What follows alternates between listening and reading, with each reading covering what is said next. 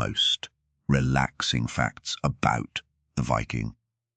Hello there, and welcome to History to Fall Asleep. Tonight, we are traveling north into an age of cold water, low winter light, and long wooden ships that moved quietly through fjords, rivers, and open sea.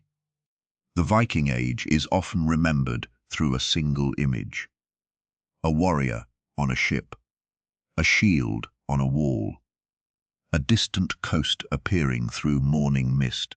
But the real world behind that image was wider and more human. It was a world of farmers rising before daylight, craftspeople shaping wood and iron, families sharing warm food beside a hearth, merchants weighing silver, poets reciting old stories, and sailors learning to read the sea. It was also a difficult age. Raiding, warfare, forced labor, and the trade in enslaved people were real parts of it. Tonight, we will not turn those parts into spectacle. We will simply place them where they belong, inside the larger history of a society that was never only one thing. For more than 2 centuries, people from Scandinavia traveled in many directions. Some raided, some traded, some settled in new places, some served foreign rulers, some never sailed far from the fields where they were born. Their lives connected the northern edge of Europe to the British Isles, the rivers of Eastern Europe, the markets of the Islamic world, the halls of Constantinople, and even the coast of North America. If you enjoy quiet journeys through the past, you may like to subscribe to History to Fall Asleep. It helps this little corner of calm history find other listeners who are ready. But for now, there is nothing you need to do. Let your jaw soften. Let your shoulders settle. Let the day become less important with every slow breath.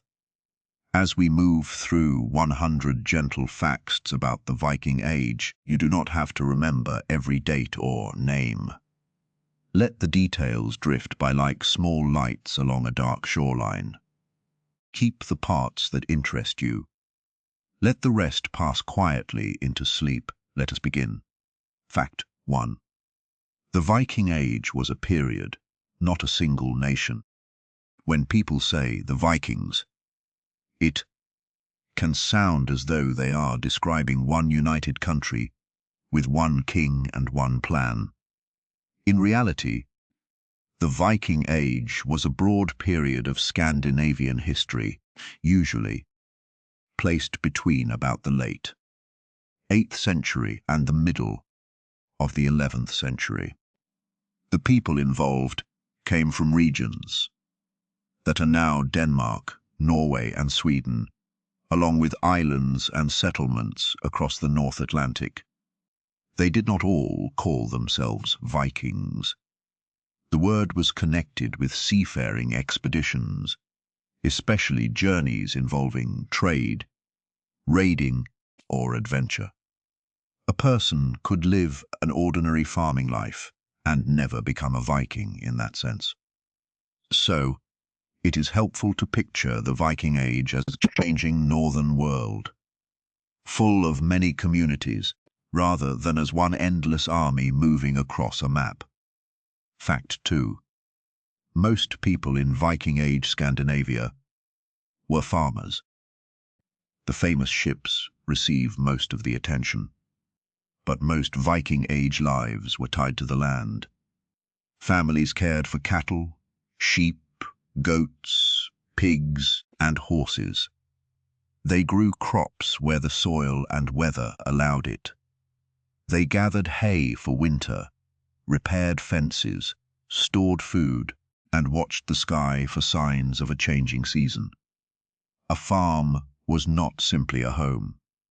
It was a small working system with people, animals, tools, smoke, mud, wool, and wood, all sharing the same rhythm.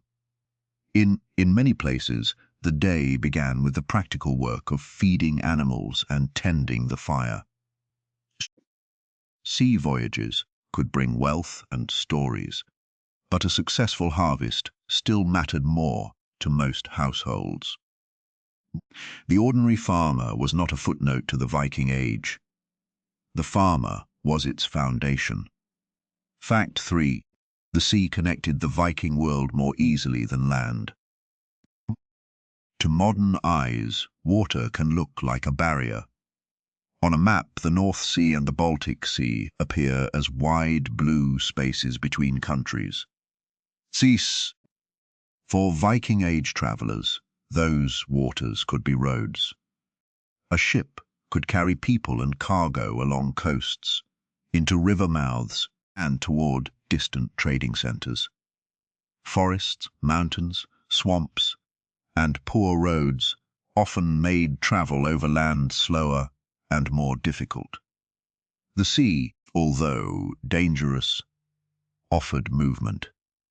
It linked Norway with the islands of the North Atlantic, Denmark with England, Sweden with the river systems leading east, and many small settlements with one another. A harbour, a beach, or a sheltered inlet could become a doorway to the wider world. This is why ships sit at the centre of Viking Age history. They turned geography into possibility. Fact 4. Viking ships were built from overlapping wooden planks. A Viking ship was not made by simply nailing flat boards to a frame. Its planks overlapped one another in a method called clinker building. The overlapping edges helped create a hull that was light, flexible and strong enough to move through rough water. Builders selected timber carefully, often splitting logs, so the wood grain followed the shape of the plank. This made the boards more resilient. Iron rivets held much of the structure together, while tar, wool, and other materials helped seal gaps. A completed ship was a piece of practical art. It had to be fast enough for travel, shallow enough for rivers and beaches, and strong enough for open water. Every curve mattered. Every board had a job. The quiet skill of shipbuilders made the wider Viking Age possible long before a crew ever raised a sail. Fact 5. Longships and cargo ships had different jobs. The long, narrow ships in paintings and films were real, but they were only one part of the Viking fleet. Longships were designed for speed, mobility, and the movement of warriors.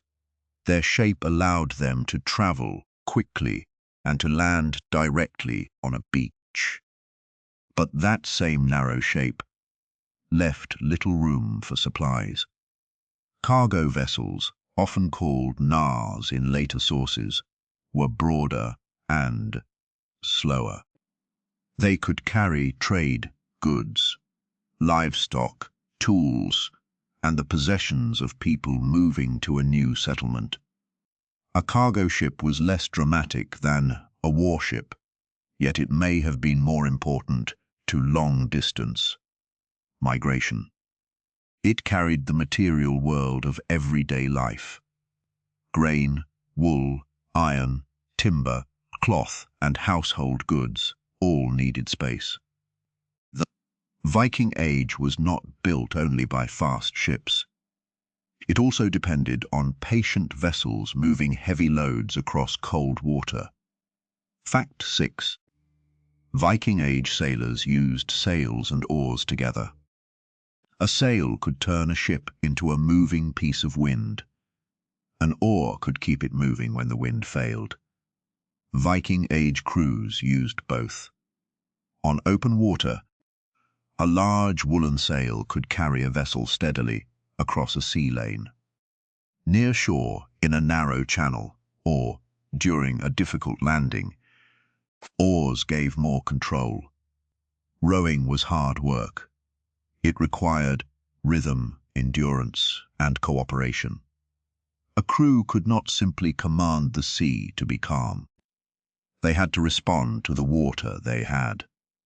The sail itself was a major investment, requiring great quantities of wool and skilled textile work.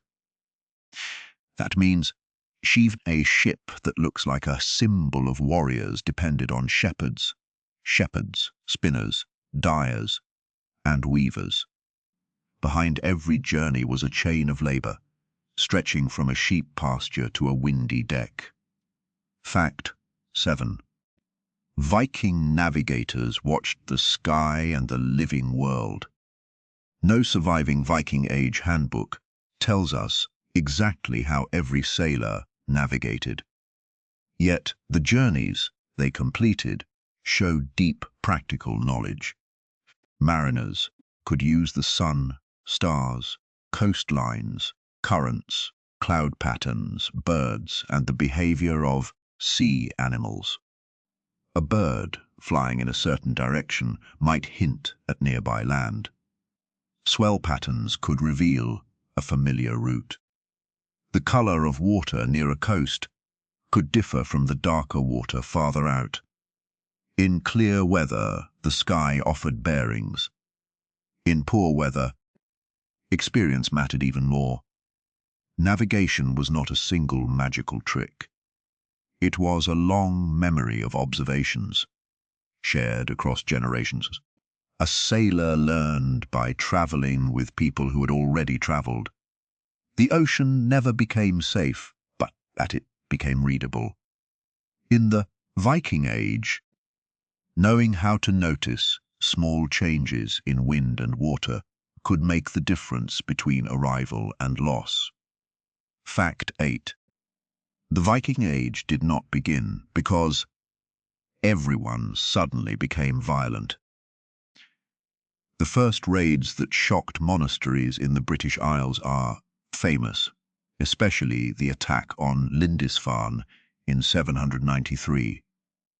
But Scandinavian communities had traded and travelled beyond their homelands long before that date. The Viking Age grew from several changes coming together. Ship technology improved. Political competition intensified. Trade networks widened. Wealthy religious sites could be rich but lightly defended. Young leaders may have sought reputation, followers, and portable wealth. These forces did not create one simple cause. History rarely works that way. A raid was not an isolated storm that appeared from nowhere. It grew out of an existing world of boats, knowledge, ambition, and opportunity.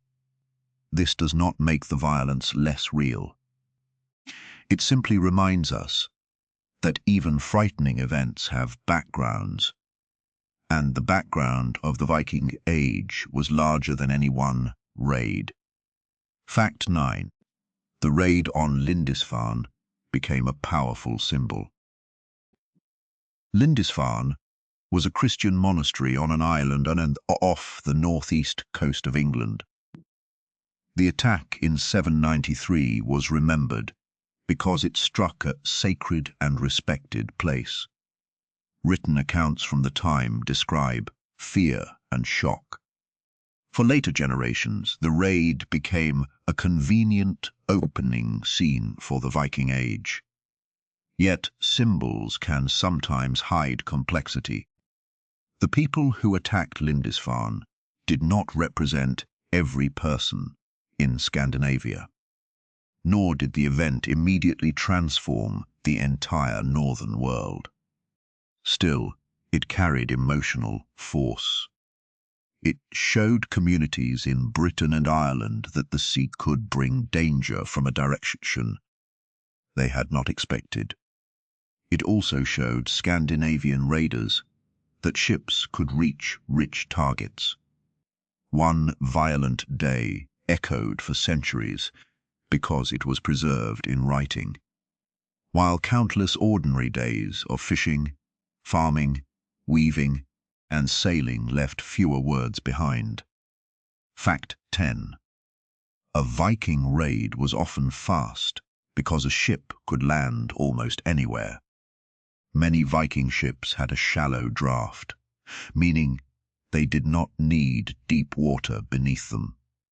This allowed crews to move close to shore, enter rivers, and pull a vessel onto a beach. A group could arrive where defenders were not waiting, take what it could, and depart before a larger force gathered. That mobility helped explain why coastal communities felt vulnerable. Yet the same design also had peaceful uses. A shallow draft boat could carry traders into small settlements and allow families to travel between islands. The ship was not violent by nature. It was a tool whose meaning depended on the people and purposes around it. Still, in an age before modern alarms, a fast vessel appearing from morning fog could change the mood of an entire coast. The sound of oars, wood against water, and footsteps on a beach could become a warning. Fact 11. Many Scandinavian travelers became settlers. Over time, some groups who had first arrived as raiders began to remain in places far from Scandinavia. They established farms, married into local communities, traded, built towns, and raised children who knew more than one language and landscape. Settlement did not always happen peacefully. Land was contested, and newcomers could arrive with force. Found. But the longer story is not only one of sudden attacks. It is also one of roots taking hold. Scandinavian settlement shaped parts of England, Ireland, Scotland, Normandy, Iceland, Greenland, and regions farther east. A child born in a new settlement might know the stories of an ancestral homeland while never having seen it. That is one of the quiet patterns of history. A voyage intended as a temporary expedition can become the beginning of a new society. Fact 12. Viking Age homes were usually longhouses. A longhouse was a large, rectangular building with a curved or boat-like outline in some regions. It could shelter people, store goods, and sometimes house animals under the same roof. The walls might be built of timber, turf, stone, or woven materials depending on local resources. And a central hearth filled the space with warmth, smoke, light, and the smell of cooking.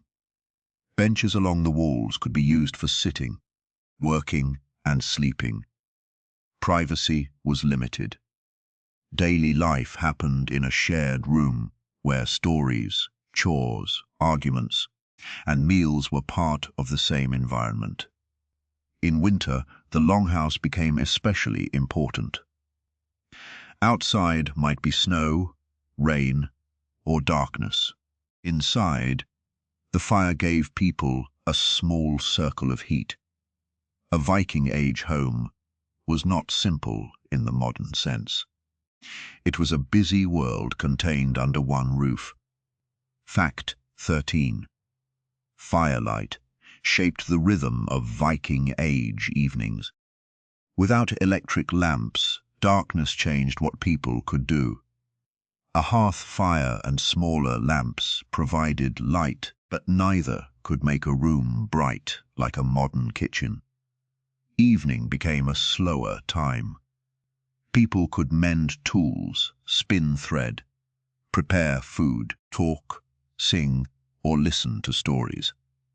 The boundaries between work and rest were softer.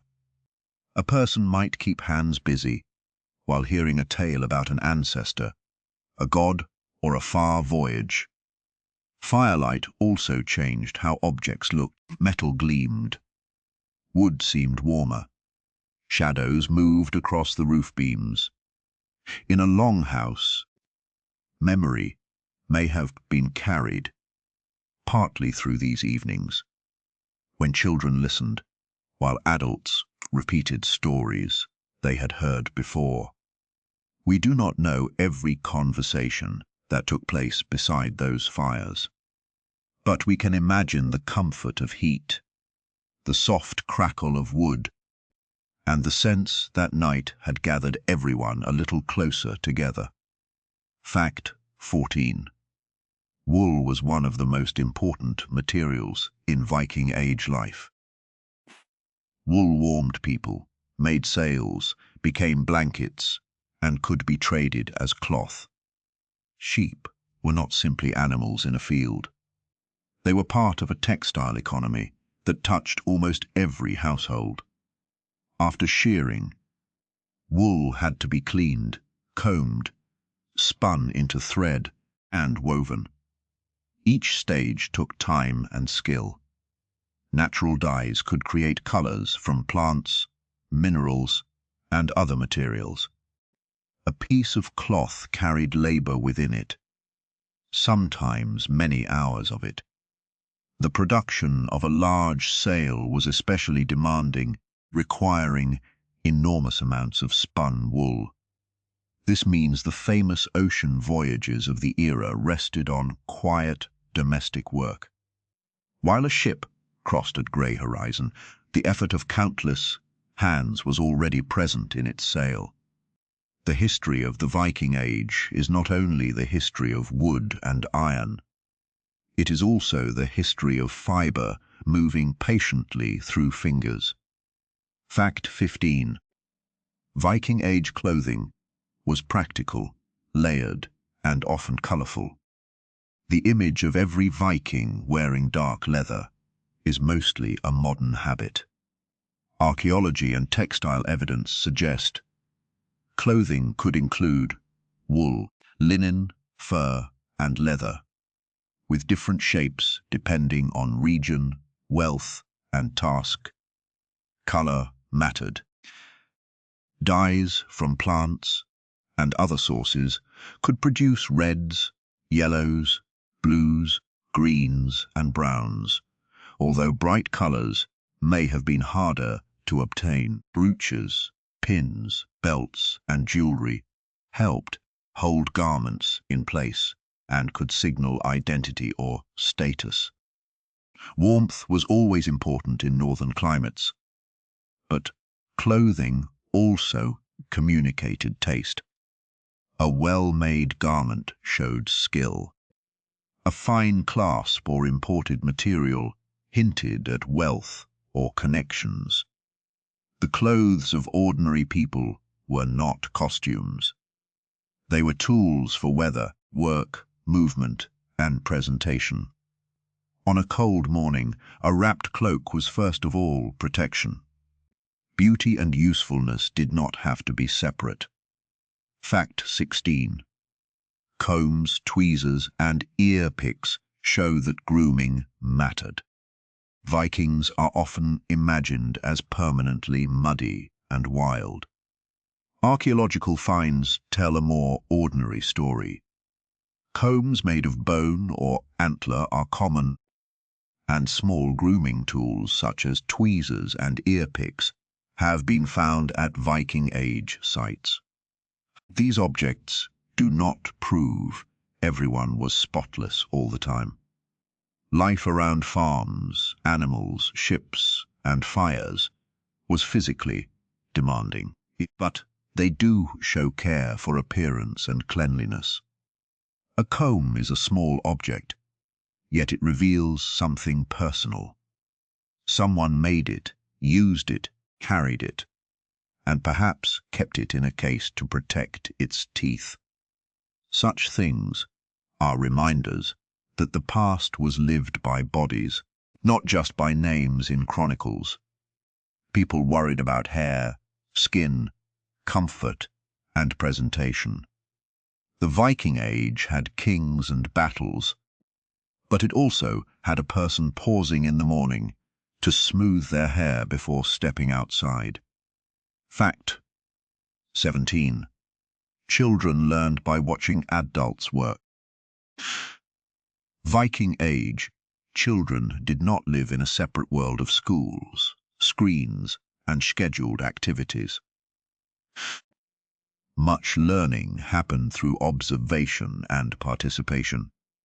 A child might watch animals being fed, see thread being spun, hear tools being repaired, and learn where useful plants grew. As they became older, they could take on more responsibilities. Children also played, explored, and listened to stories. But their play likely took place close to the practical life of the household. The skills of farming, fishing, cooking, sailing, weaving, and craft had to pass from one generation to the next. There were no printed manuals for most people. Knowledge lived in hands, habits, and spoken instruction. A child learning to tie a knot or care for an animal was learning a future. In this way, the Viking Age continued, not only through great voyages, but through the quiet repetition of everyday skills. Fact 18. Women had important roles, but Viking Age society was not equal. Women in the Viking Age could manage households, take part in textile production, hold property in some circumstances, and appear in legal and memorial records. Some were buried with objects that suggest high status. Yet this should not be mistaken for modern equality. Society was deeply shaped by rank, gender, wealth, and family connections. Opportunities differed from person to person. A wealthy woman in a powerful household lived very differently from an enslaved woman with no personal freedom. The evidence is incomplete, because archaeology preserves some things and loses others. Still, the household itself was a center of power, managing food, textiles, people, animals, and stored goods required real authority and skill. When men traveled for trade, war, or seasonal work, the people who remained at home kept the farm and family system alive. The Viking Age did not run on male warriors alone. Fact 19. Social rank mattered deeply in Viking Age communities. Viking Age society included kings, local leaders, free farmers, craftspeople, traders, workers, and enslaved people. These categories were not always fixed in exactly the same way everywhere, but rank shaped daily life.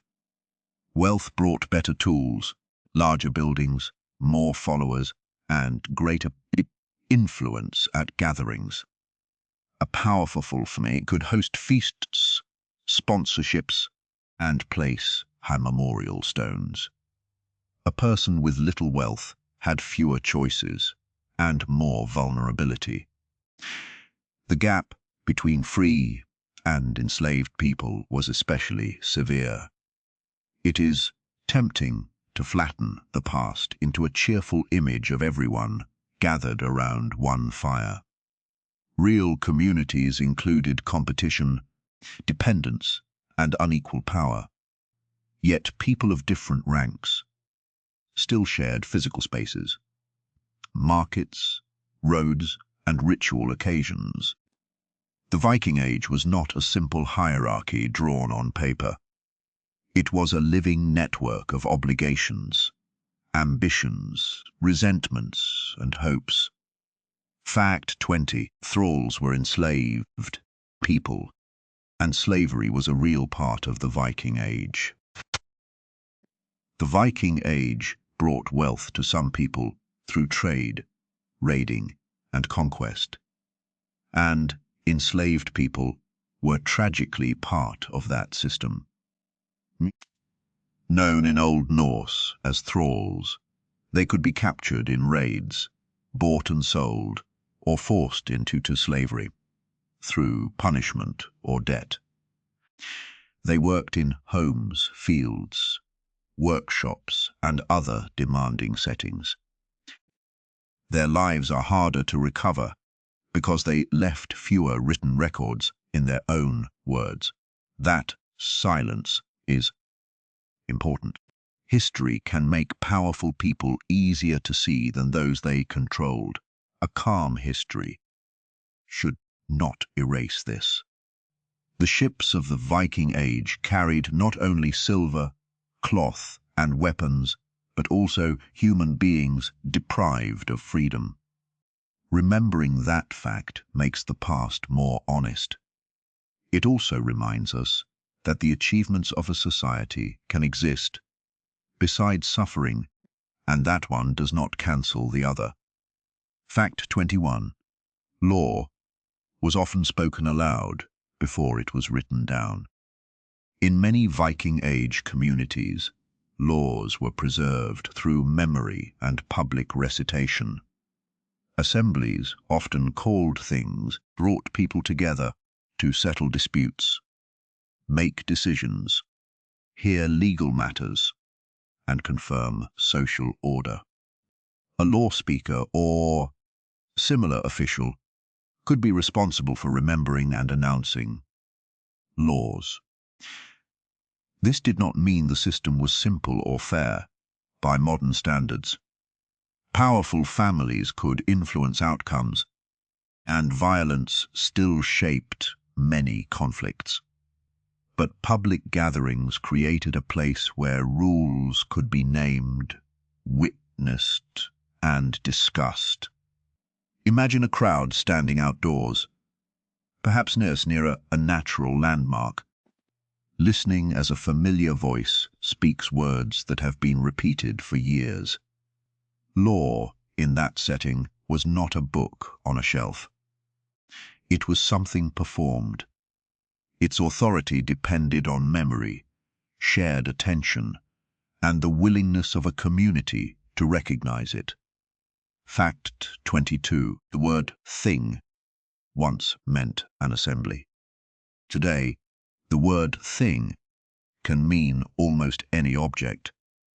In the Viking Age and later Scandinavian languages, it could also mean a gathering or assembly. This older meaning survives in names, such as the Icelandic Althing, one of the best-known early assemblies in the North Atlantic world. The idea is quietly beautiful. A thing was not merely an item you owned.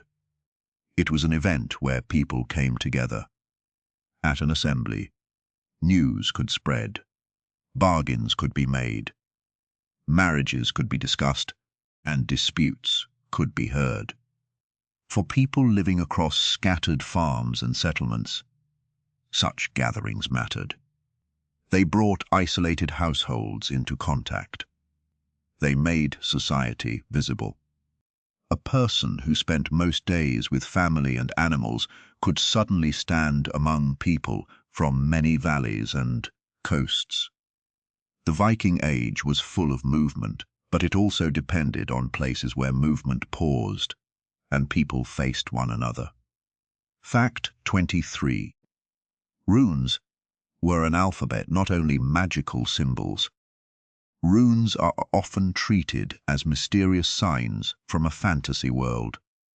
In reality, runic alphabets were systems of writing used in Northern Europe for centuries.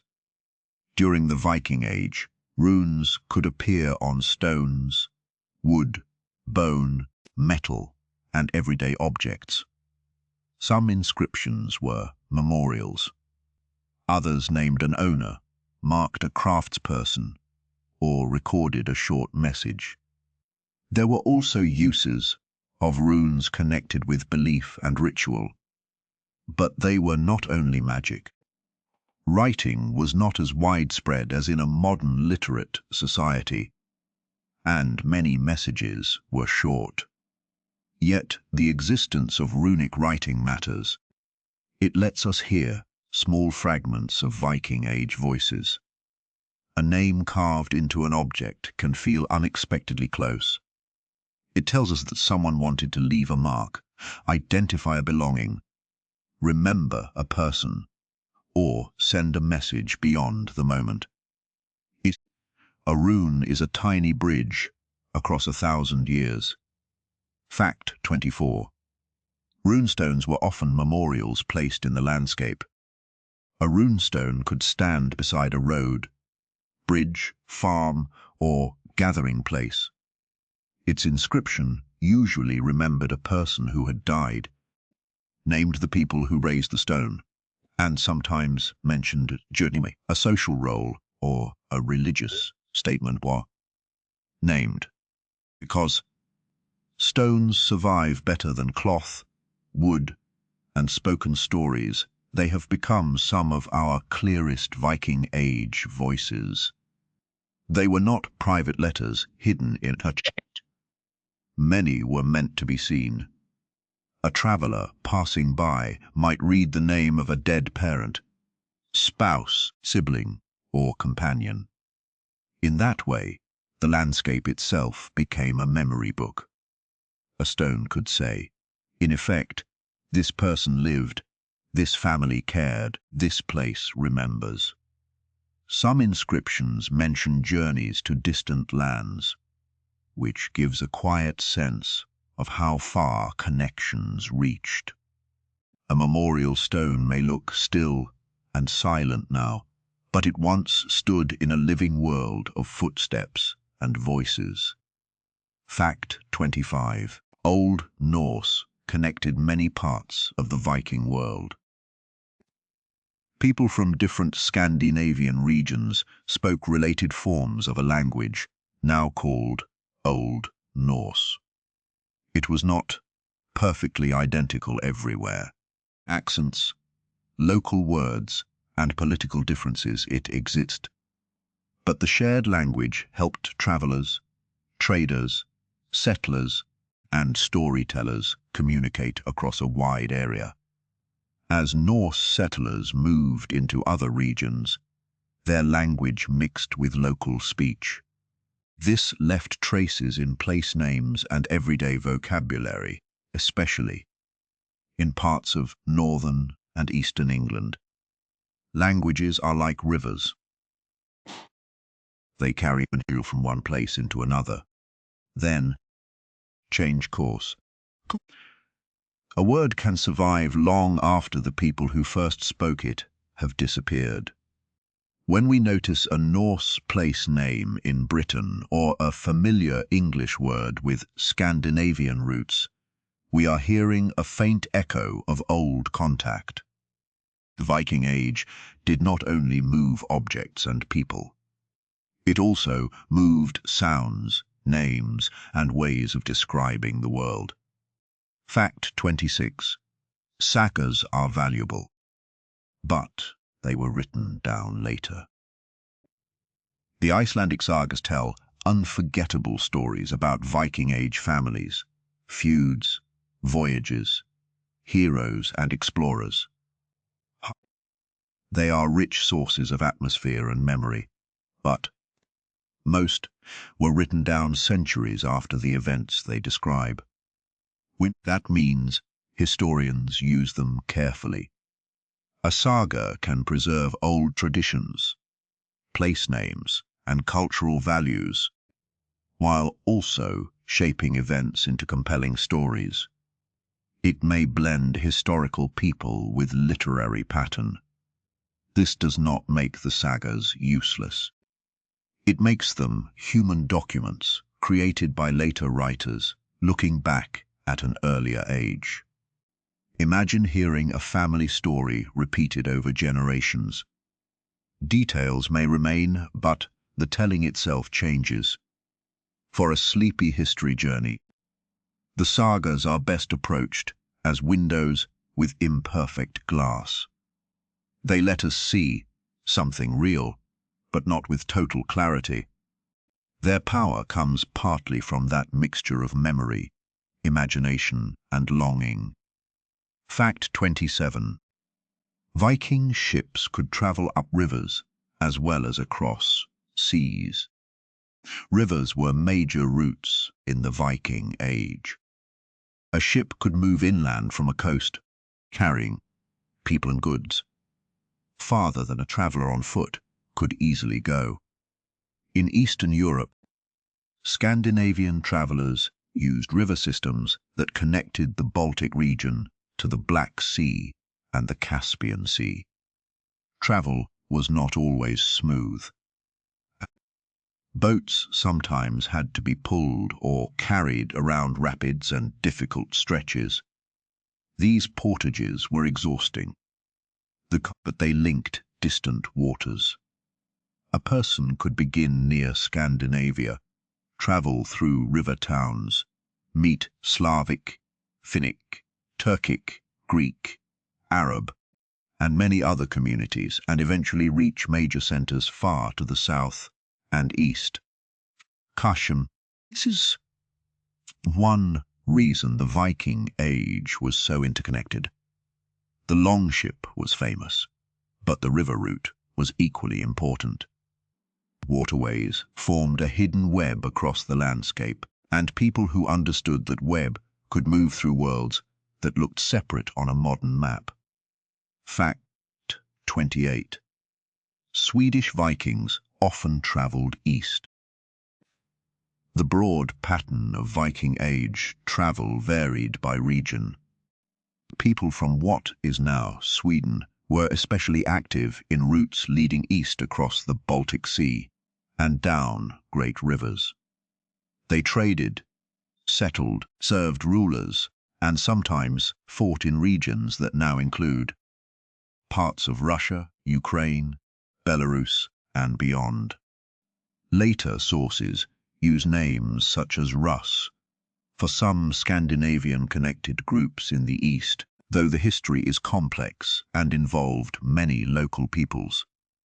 It is important not to imagine one group simply creating another region. These were contact zones where languages, goods, customs, and ambitions met. A trader could carry furs or silver. A warrior could join a local ruler. A family could settle and blend into a new community. The Keystone Viking world was not a single road. It was a network of rivers, markets, alliances, and risks, stretching toward lands most Scandinavian farmers would never see. Fact 29. Silver from the Islamic world reached Scandinavia. One of the most striking archaeological clues to Viking Age trade is the discovery of silver coins from the Islamic world in Scandinavia. Many were dirhams, silver coins that traveled through trade networks across enormous distances.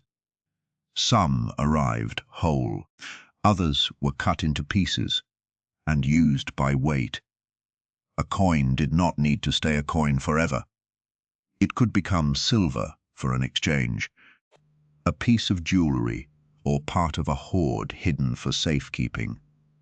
These finds show that Viking Age communities were connected to a much wider economic world than the usual image of northern raiders suggests. Somewhere, a silver coin was minted in a distant city.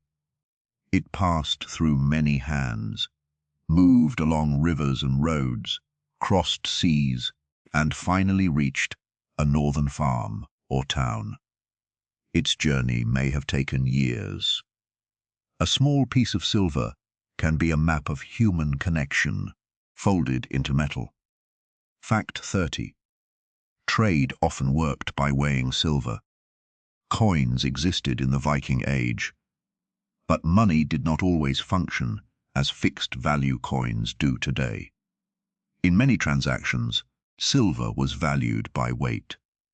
Merchants used scales and small weights to measure what was needed.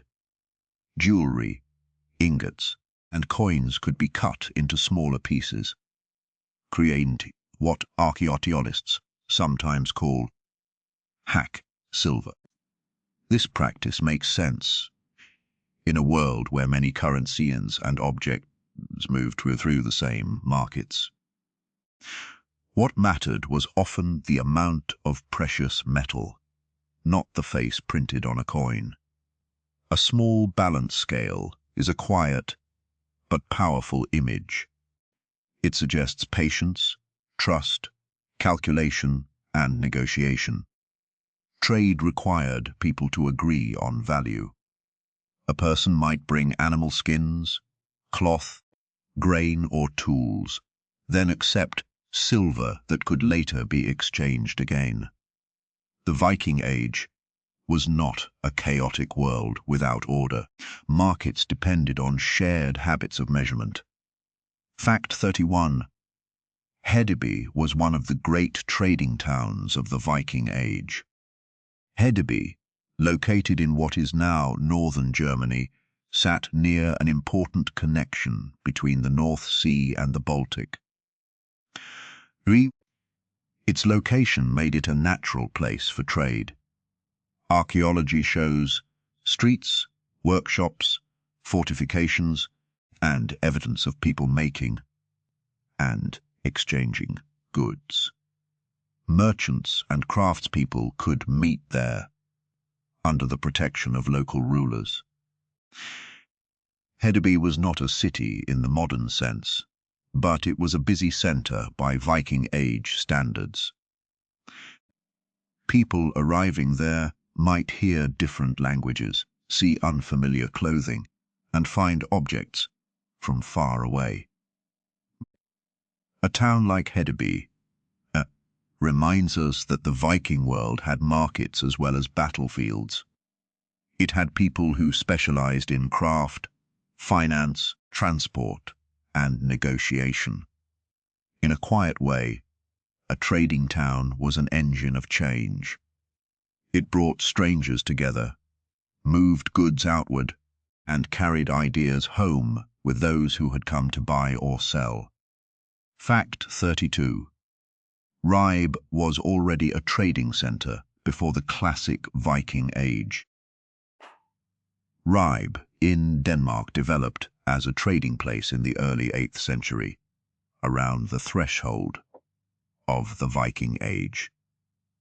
Its story shows that Scandinavian towns did not appear all at once. Markets grew where waterways, roads, and political protection made exchange easier. Merchants could bring goods close to the trading area. Craftspeople could work where customers gathered. Over time, seasonal markets could become more permanent communities. Ribe gives us a glimpse of an important transition. Rural societies remained central, but certain places became hubs where local production met distant demand. A farmer could arrive with surplus goods and leave with tools, cloth, or small luxuries. A traveler from far away could bring news as well as merchandise. The town was not only a place to buy things. It was a place where the wider world became visible, even to people whose homes lay only a few miles away. Fact 33. Birka was a major Scandinavian trading center in the east. Birka, on an island in Mälaren in present-day Sweden, became an important trading town during the Viking Age. Its location linked inland routes with the Baltic Sea. Archaeology has revealed graves, workshops, imported goods, and traces of a society shaped by commerce. Like other Viking Age towns, Birka was a place where people from different backgrounds could meet. Trade brought status, but it also brought uncertainty. Valuable goods attracted thieves, rival powers, and political interest. A town needed protection, rules, and networks of trust. The fact that Birka flourished tells us that the Viking Age was not only about leaving Scandinavia. It was also about building places within Scandinavia that could receive the world. A market town was a kind of doorway. It opened north to south, east to west, and from ordinary household life toward distant stories and goods. Fact 34. Furs, amber, iron, and cloth moved through Viking Age markets. Trade is often described through silver because silver survives so well. But many other goods mattered. Furs from northern forests were valuable. Amber from the Baltic region could be shaped into beads and ornaments. Iron tools and weapons were important. Cloth was useful everywhere. Animal skins, walrus ivory, feathers, soapstone, grain, fish, and crafted objects could all travel through networks of exchange. Some items were everyday necessities, were luxuries. A person did not need to understand the entire world economy to take part in it. They might simply bring a local product to a market and receive something made elsewhere. That simple exchange connected them to many unseen hands. The Viking Age is sometimes remembered as a time of swords, but much of its movement was quieter. Bundles of cloth, bags of grain, pieces of amber catching the light, and goods changing owners on a riverbank. Fact 35. Scandinavian settlers helped shape medieval Dublin. Dublin began as a Viking Age settlement in Ireland and grew into an important trading town. Its location on the River Liffey offered access to the Irish Sea and inland routes. Over time, the settlement became more than a temporary camp. It developed markets, workshops, and connections across the Irish Sea world. Norse newcomers and local Irish communities lived beside, traded with, fought against, and influenced one another. The history was not peaceful, but it was also not one simple story of outsiders and victims. Cities grow through layers. Dublin became a place where different traditions met and changed. Archaeology has revealed evidence of crafts, homes, and commerce that make the city's Viking Age past tangible. When you walk through a modern city, it is easy to forget how long some streets and river crossings have mattered. Viking Age Dublin reminds us that urban history often begins with water, trade, and people willing to stay. Fact 36. York became a major Viking Age city. In northern England, York became a key centre under Scandinavian rule and influence.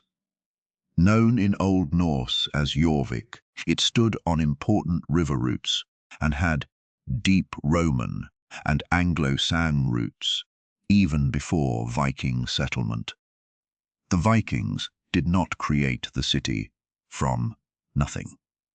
They entered a place that already mattered and became part of its next chapter. Under Norse rulers, York developed as a busy urban centre of craft, trade, religion, and politics. Archaeological discoveries have revealed objects from ordinary life, including tools, combs, shoes, and waste. That tells us about diets and daily routines. This is one of the gifts of archaeology. A city's history is not only its rulers, it is also its rubbish, its broken objects, and the small things people dropped or threw away. Jorvik shows the Viking Age as an urban story as much as a maritime one. Fact 37. The Danelaw was a region of strong Scandinavian influence in England. The word Danelaw refers to areas of England where Scandinavian settlement and legal custom became especially important after Viking Age conquest and agreements. It was not a perfectly fixed border and did not mean every person there was Danish. Instead, it marks a broad zone where Norse-speaking settlers, local English communities, and political powers interacted over generations. Place names offer one clue. Many towns and villages in northern and eastern England preserve Scandinavian elements in their names. Law, language, farming patterns, and trade all felt this influence. The Danelaw is a reminder that conquest has long after-effects. A battle may end in a day. Settlement changes a landscape slowly. It changes who marries whom, what children hear at home, which words enter daily speech, and how places are named. The Viking Age left marks in England that lasted far beyond the ships that first arrived. Fact 30. 8. Normandy got its name from the Northmen. Normandy, in northern France, takes its name from the Northmen, or Norsemen, who settled there after years of raids and negotiation. In the early 10th century, Font, a Scandinavian leader traditionally known as Rollo, became associated with an agreement that helped establish a Norse-led territory within the Frankish world. The settlers and their descendants gradually adopted local language, Christianity, and customs, while also keeping some northern connections. This was not a simple replacement of one culture by another. It was a blending process shaped by politics, marriage, land, and power within generations. The descendants of Viking settlers in Normandy would become deeply involved in French and English history. The story is a useful reminder that identities can change quickly. A group known first as foreign raiders can become local rulers, then become something new again. History has a way of turning arrivals into ancestors. Fact 39. Iceland was settled during the Viking Age. Iceland was one of the most dramatic settlement projects of the Viking Age. People from Scandinavia, along with others from the British Isles, travelled across the North Atlantic and established farms in a volcanic island landscape. The land offered pastures, fishing, and new opportunities, but it also demanded adaptation. Winters were long. Wood was limited. The environment could be harsh. Settlers built communities that would later preserve many famous sagas and legal traditions. Iceland's history reminds us that Viking Age expansion was not only directed toward wealthy cities or rich monasteries. Sometimes it was a search for land, autonomy, or a new beginning. A family arriving in Iceland had to bring practical knowledge and hope. They had to build shelter, manage animals, and form relationships with neighbors. The horizon may have promised freedom, but it also required work every day after arrival. Fact 40. The Althing brought Icelandic communities together. The Icelandic Althing, traditionally founded in the 10th century, became a major gathering place where laws were recited, disputes were handled, and people from across the island met. It was held outdoors in a dramatic landscape, which makes it easy to imagine the sound of voices carrying in the open air. The Althing did not create a modern democracy, and power remained uneven. Wealthy families had influence, and conflict could be serious. But the assembly still mattered as a shared institution.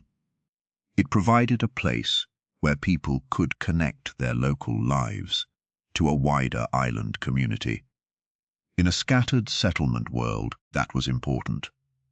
A journey to the assembly could be a social event, a legal necessity, and a chance to exchange news. The Althing reminds us that Viking Age political life was not only about kings.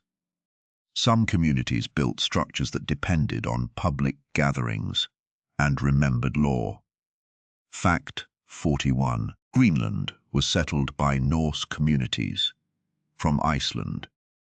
Norse settlement in Greenland began in the late 10th century, often associated with Eric the Red in later traditions.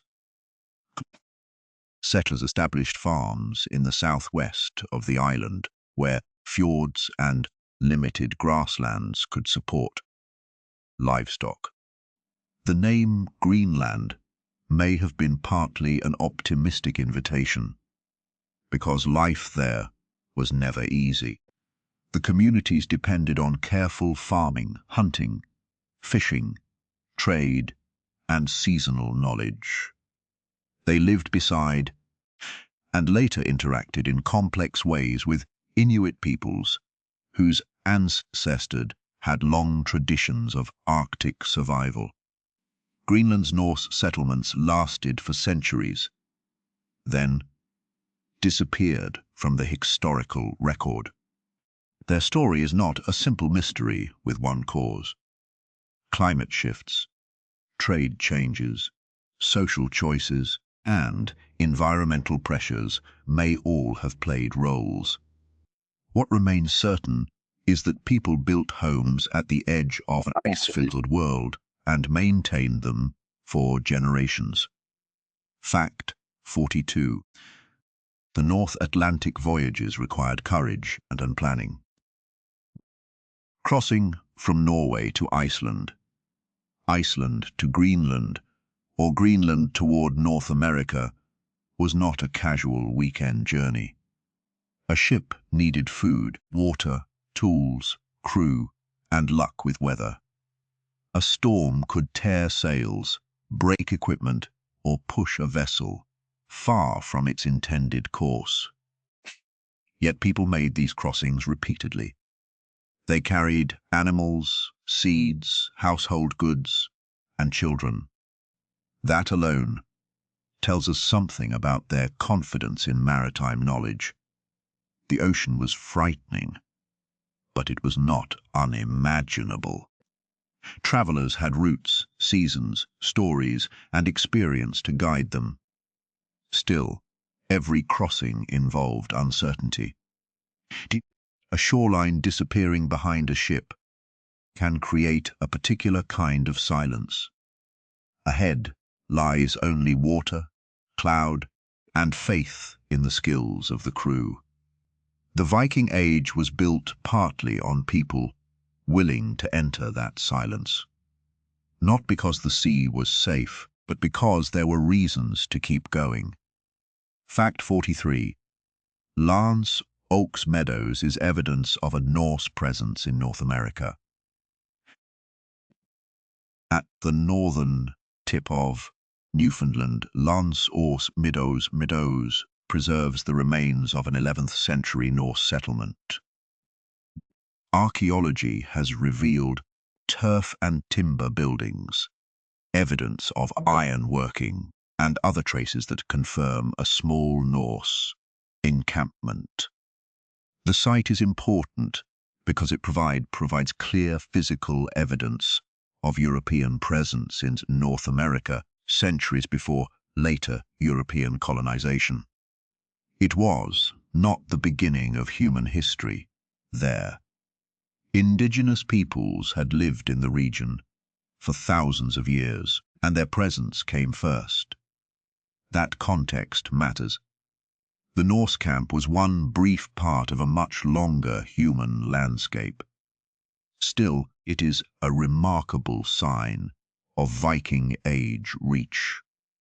People who began their journey in Scandinavia could travel through Iceland and Greenland, then arrive at the edge of another continent. The world was larger than they knew, and they kept discovering that fact by sailing. Fact 44. The Norse did not remain permanently in North America. The Norse presence at Lance Osso Meadows appears to have been limited in duration. It may have served as a base for exploration, repair, and travel farther south. The archaeological evidence suggests activity, not a large enduring colony. Later Norse stories describe journeys to a place called Vinland, but they also describe conflict and difficulty. Whatever the precise reasons, the Norse did not establish a lasting settlement in North America, like the communities they built in Iceland and Greenland. This is a quiet lesson in historical scale. Reaching a place is not the same as holding it. A ship can cross an ocean, a small group can build homes. But a permanent settlement requires safety, supply, relationships, and a reason to remain. The Norse journey west was extraordinary, yet it also shows the limits of exploration. The horizon can be crossed without becoming home. Fact 45. Indigenous peoples were already very part of the North American landscape. When Norse travelers reached the region around Lance Ox Meadows and other parts of Vinland, they entered lands already known, used, and inhabited by indigenous peoples. This fact is essential. The Norse did not discover an empty world. They arrived in places with long human histories, rich marine resources, travel routes, and communities. Later Norse sources use their own word for the people they encountered, but that word does not tell us the full reality of those communities.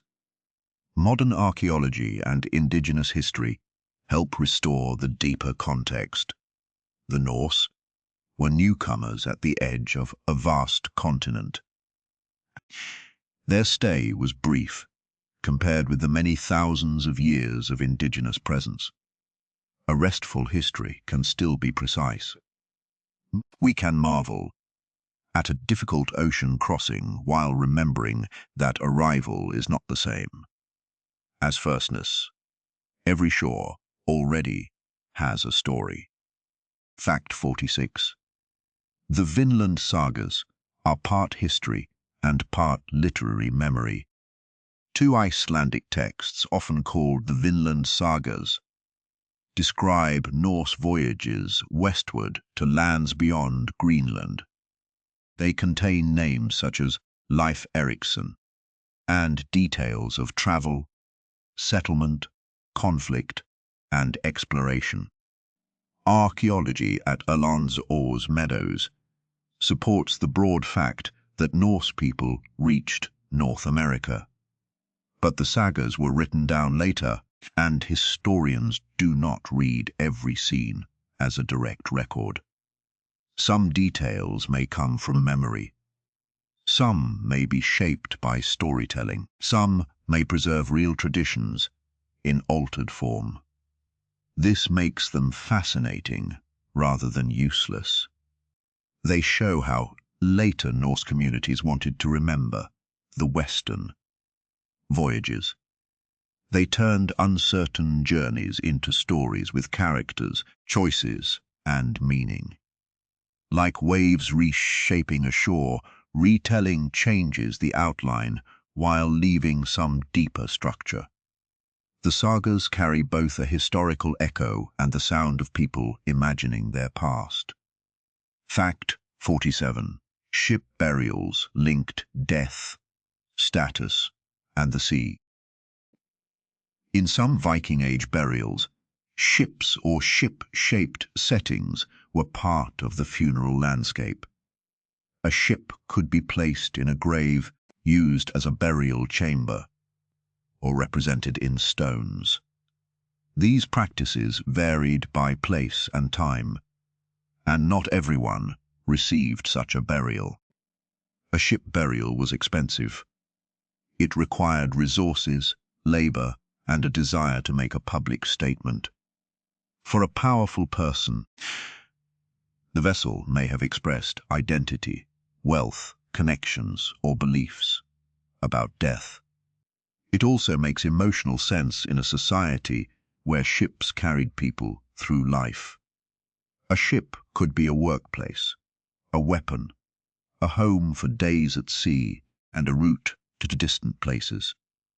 To place one in a grave was to say something large without writing many words.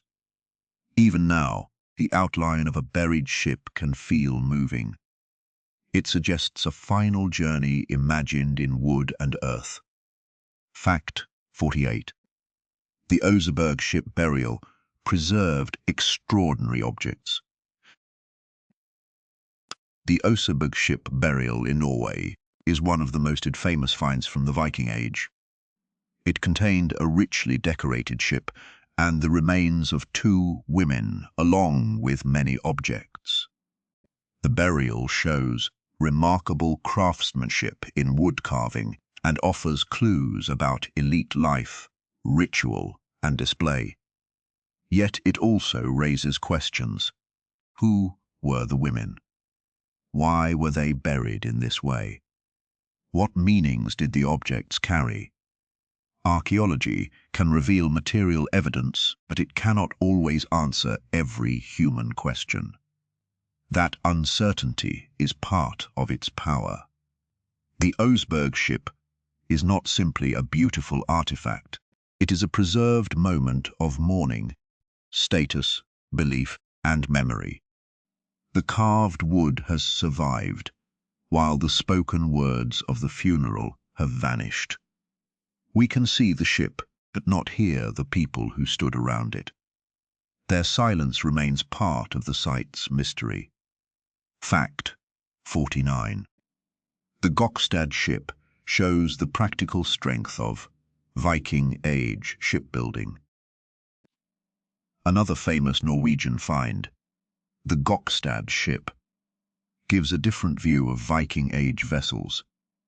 It was a large, seaworthy ship built for movement rather than merely display. Its form helps researchers understand how such vessels could travel along coasts and across open water. The Gokstad ship reminds us that shipbuilding was not an occasional experiment. It was a mature craft. Builders knew how to balance speed, strength, flexibility, and cargo needs. A ship had to survive stress from waves and wind while carrying people who depended on it completely. Even a small mistake in construction could matter far from shore. The survival of this vessel gives modern viewers a chance to see the elegance of a working design. Its smooth curves are not decorative accidents. They are the result of knowledge accumulated through generations of making, repairing, watching, and learning. Fact 50. Viking Age weapons were tools of status as well as war. Swords, axes, spears, bows, and shields all appeared in Viking Age warfare. Yet weapons were not equally available to everyone. A fine sword required valuable metal and skilled work. It could be inherited, named in stories, or passed from one generation to another. An axe might serve both in daily work and in combat, though not every working axe was a weapon. A shield could protect a person, but it also displayed color and identity. Archaeological finds show that objects connected with violence could also be objects of craft and prestige. This does not make warfare glamorous. It helps explain why weapons held social meaning. A sword was not only steel. It could be a sign that someone belonged to a household, a leader, or a remembered line. In a world where personal reputation mattered, objects could carry stories as well as practical use. Fact 51. A shield wall depended on cooperation. The image of a shield wall is familiar from modern stories, but its basic idea is simple. People stood close together, holding shields, so they formed a barrier. This required trust and discipline. A shield wall was not one heroic person fighting alone. It was a group trying to move and hold together under pressure. In a calmer sense, it illustrates something true about many Viking Age activities. Ships needed crews, farms needed households, markets needed agreements, assemblies needed witnesses. Even warfare, which often celebrates its individual bravery in later stories, depended on people acting in coordination.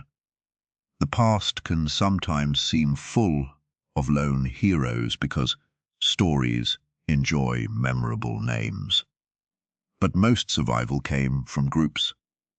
A rower needed the rhythm of others. A farmer needed neighbors at certain times. A warrior needed people beside them. History is often more collective than legend.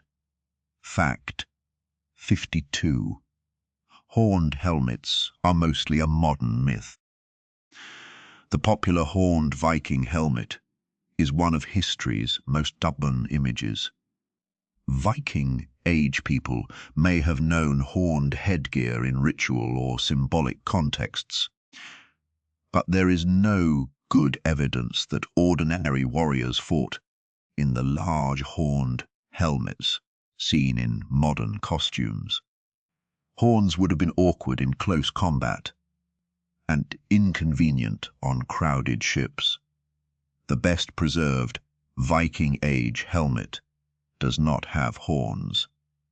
The famous image grew much later through art, theatre, and popular imagination. This is not disappointing. The real past is more interesting than the costume. Viking Age helmets, where they existed, were practical pieces of protection. Many fighters may not have owned one at all. A simple correction like this helps us notice how easily modern ideas can cover the past. Sometimes the first task of history is to remove a familiar picture and look again. Fact 53. Viking Age art loved curling lines and animal forms. Viking Age art often uses flowing, intertwined patterns that can resemble animals, vines, ribbons, or living forms caught in motion.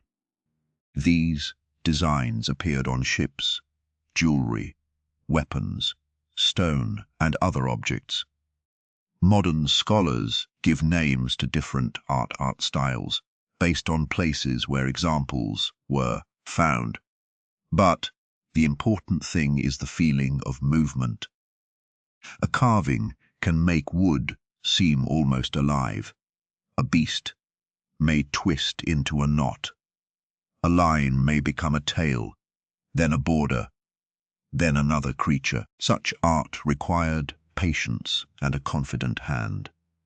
It also reveals a different visual world from the clean, straight lines many people expect them from the past. Viking Age decoration could be dense, energetic, and playful. A small clasp or carved panel might carry a whole universe of forms. Even in a hard environment, people made room for complexity and beauty. Fact 54. Jewelry could be decoration, wealth, and identity at the same time. Brooches, beads, rings, pendants, and armbands were more than beautiful objects. They could fasten clothing, display skill, store wealth, or mark a person's social position. Silver and gold were valuable, but so were glass beads and finely made local pieces. Some jewelry traveled far through trade and gift exchange. A bead found in Scandinavia may have come from a much longer route than its size suggests. Jewelry also appears in burials and hoards, which means it could take on meanings connected with memory, protection, and prestige. In a world without banks as we know them, wearable precious metal could be practical. A ring could be cut or weighed for payment. Yet objects still carried personal attachment. Someone may have touched the same brooch every morning while dressing. That repeated contact gives archaeology a tender quality. A small piece of metal can hold a whole routine. Fact 55. The Old Norse religion was not one fixed rulebook. The religious world of the Viking Age included gods, local traditions, sacred places, seasonal rituals, stories, and practices that varied across regions. There was no single book that everyone followed in the way. Later religions often center sacred texts. People could honor gods such as Odin, Thor, Freyr, Freyja, Njord, and others, while also relating to local spirits, ancestors, and places. Much of what we know comes from later writings, archaeology, place names, and objects, so certainty is limited. Still, the pattern is clear enough. Religion was woven into life. It could touch harvests, weather, family, kingship, travel, fertility, and battle. A sacred grove, a hall, a lake, or a mound might matter deeply. The old religion was not distant from daily concerns. It was a way of asking for help in a world where storms, illness, and winter could quickly change everything. Fact 56.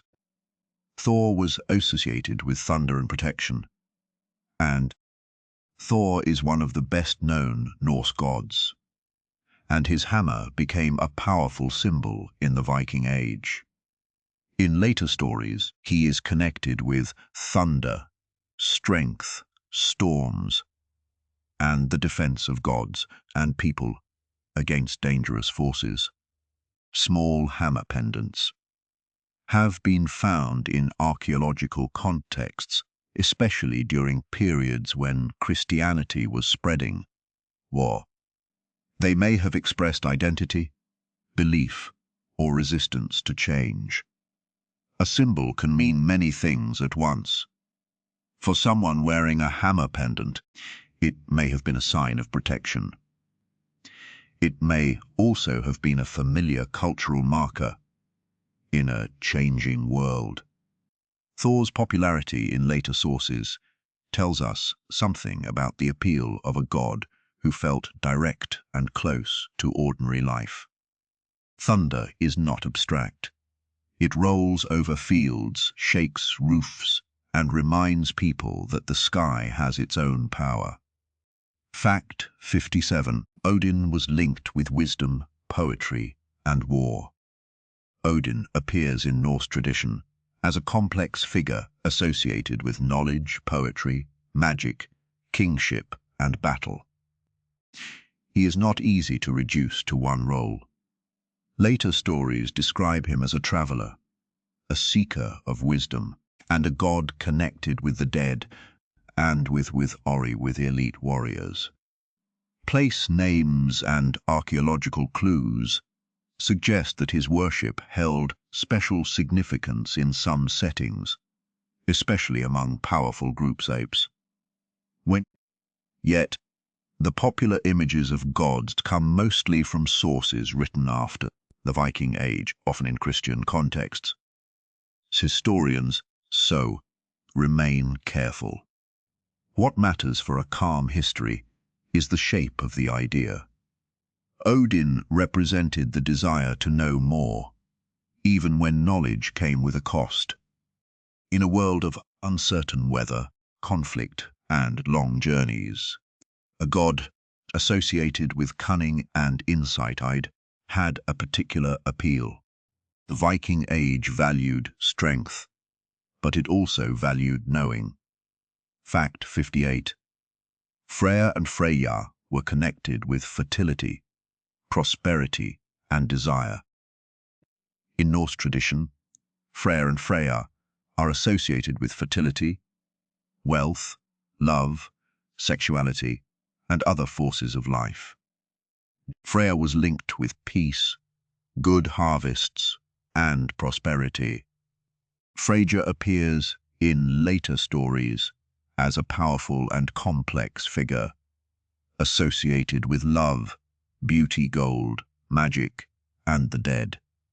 As with other Norse gods, the evidence comes from several kinds of sources, and not every detail can be projected backward with certainty. Still, the importance of fertility and prosperity is easy to understand. A good harvest could determine whether a household faced winter with security or fear.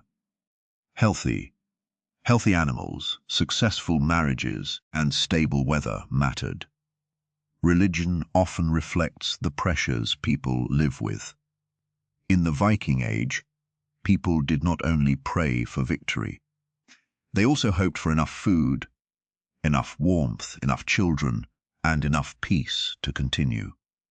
Fact 59. Blot rituals often involved offerings and feasting.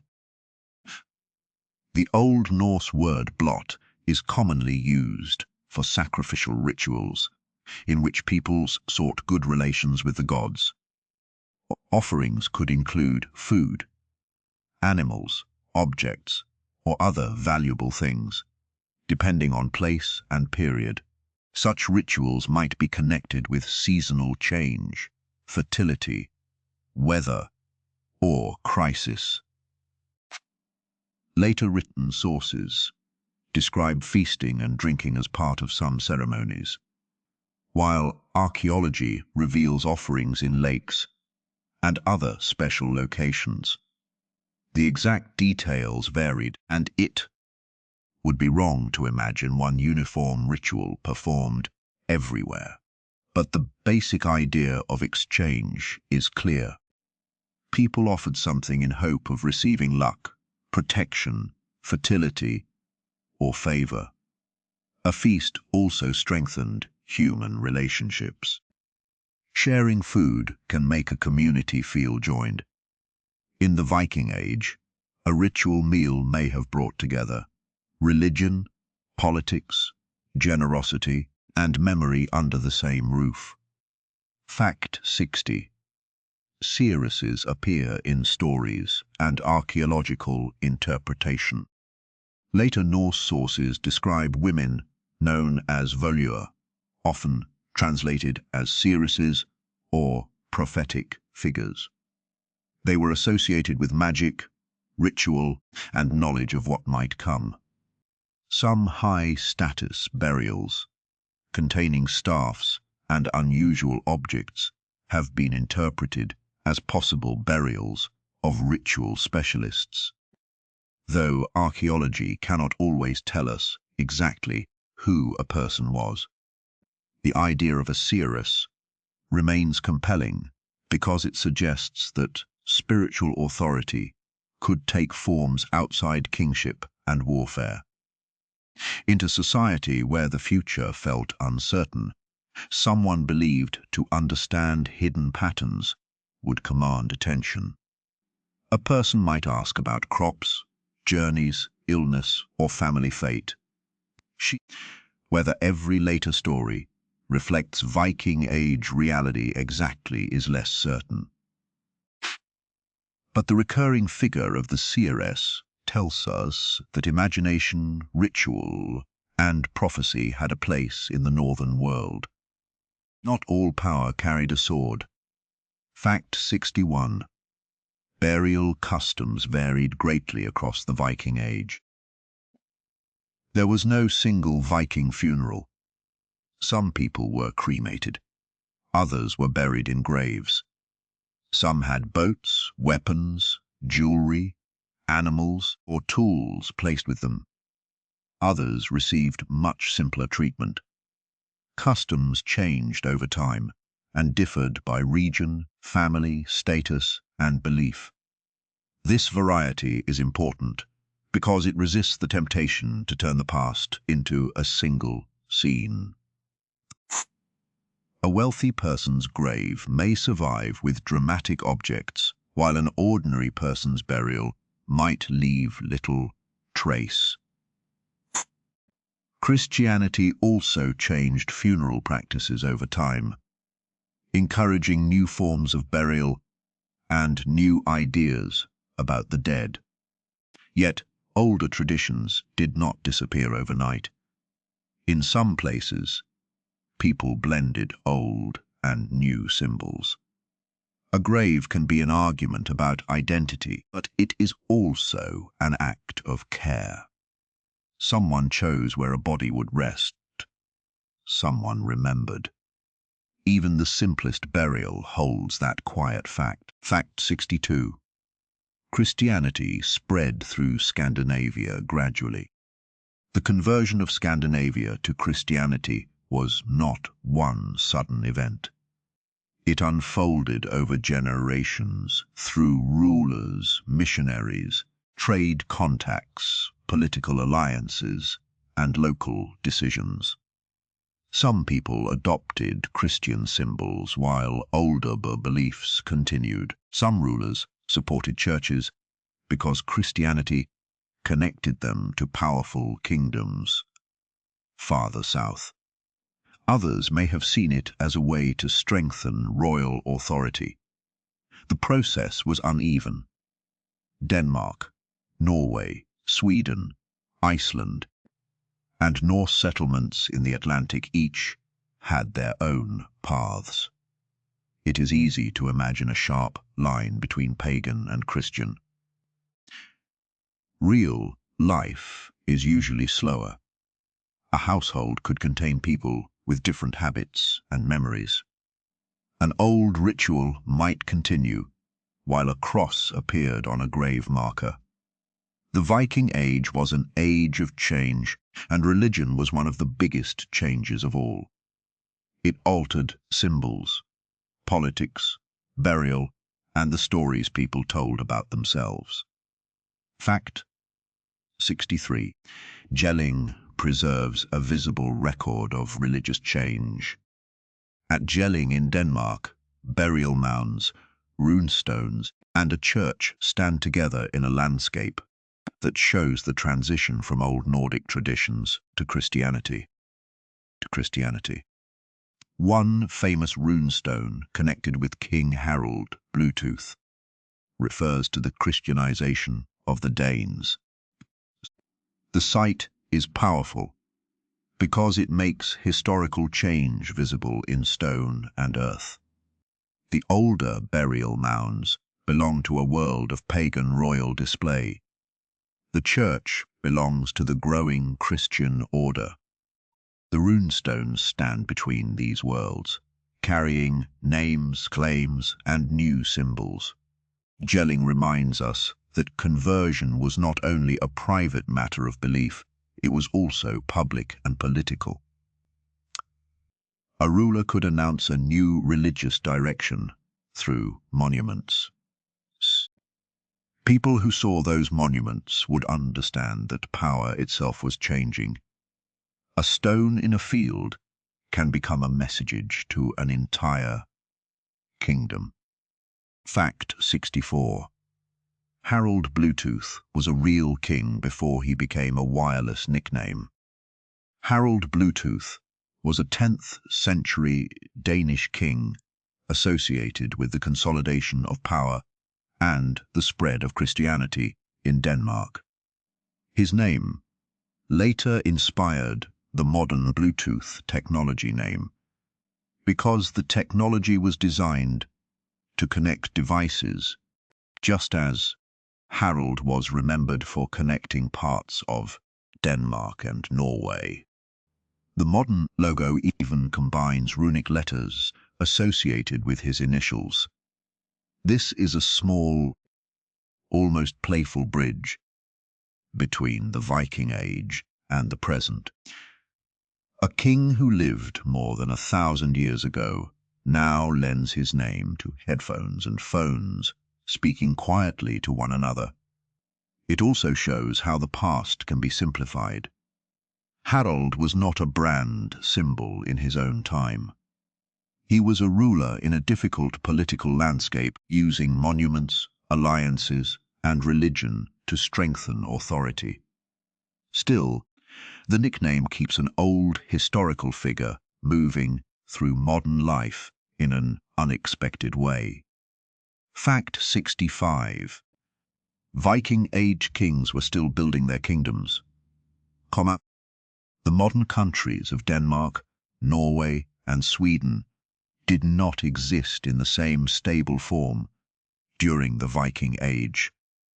Local rulers, rival families, regional leaders, and powerful households competed for influence. Kingship was often personal. A ruler needed followers, wealth, ships, land, hound, and the ability to reward loyalty. Control could be stronger in one region and weaker in another. A king might claim broad authority, but still depend on local leaders to make that claim real. The Viking Age therefore includes the slow formation of more centralized kingdoms. This was not a tidy process. It involved conflict, marriages, religion, trade, and display. A royal monument, a fortress, or a runestone could announce ambition, but it could not guarantee obedience. The people living through these changes may not have thought of themselves as citizens of a nation. They were more likely to think first of family, farm, district, leader, and local ties. Fact 66. Ring fortresses show careful planning and royal power. In Denmark, several circular Viking Age fortresses reveal striking geometric planning. Their round walls, gates, and internal layouts suggest organized construction and centralized authority. These fortresses are often associated with the reign of Harald Bluetooth in the late 10th century. Building one required labor, timber, earth, tools, food, and coordination. That means someone had the power to bring many people and resources together. A ring fortress was not only a defensive place. It was also a statement. Its shape said that a ruler could plan at scale, command work, and reshape the landscape. Today, the outlines of such sites can seem calm and almost abstract. But in their own time, they would have been impressive centers of activity. Workers carried earth. Carpenters cut timber. Guards watched gates. The circle of the fortress held both practical security and political theater. Fact 67. The Dannevirke guarded an important southern border. The Dannevirke was a system of earthworks in what is now southern Denmark and northern Germany. It developed over centuries and was strengthened during the Viking Age. Its purpose was connected with controlling movement and defending a vulnerable frontier near important trade route. Important was Gaul. The existence of such a structure challenges the simple image of Vikings as people who only moved outward. They also defended territory, managed borders, and worried about powerful neighbors. A wall made of earth and timber may not look as dramatic as a ship, but it tells another side of the story. People needed to decide who could pass, who paid, who belonged, and who might attack. The Viking Age was a time of expansion, but expansion always creates edges. At those edges, communities built barriers, stationed people, and watched the horizon from the land instead of the sea. Fact 68. Danish kings eventually ruled England for a time. In the early 11th century, Danish rulers gained control over England during a period of intense political conflict. King Knut, often called Canute, eventually ruled England, Denmark and Norway for parts of his reign. This did not create a modern empire with smooth borders and perfect administration. It was a personal union held together by military strength, wealth, alliances, and political skill. Still, it shows how far Viking Age power could reach. A ruler from Scandinavia could sit on the English throne and participate in the political world of Northern Europe. Knut also supported Christianity and worked within existing systems of rule. His reign complicates the old image of Vikings as only outsiders attacking England. By then, Scandinavian leaders were also kings, lawmakers, church patrons, and members of the European political order. History had changed the role they played.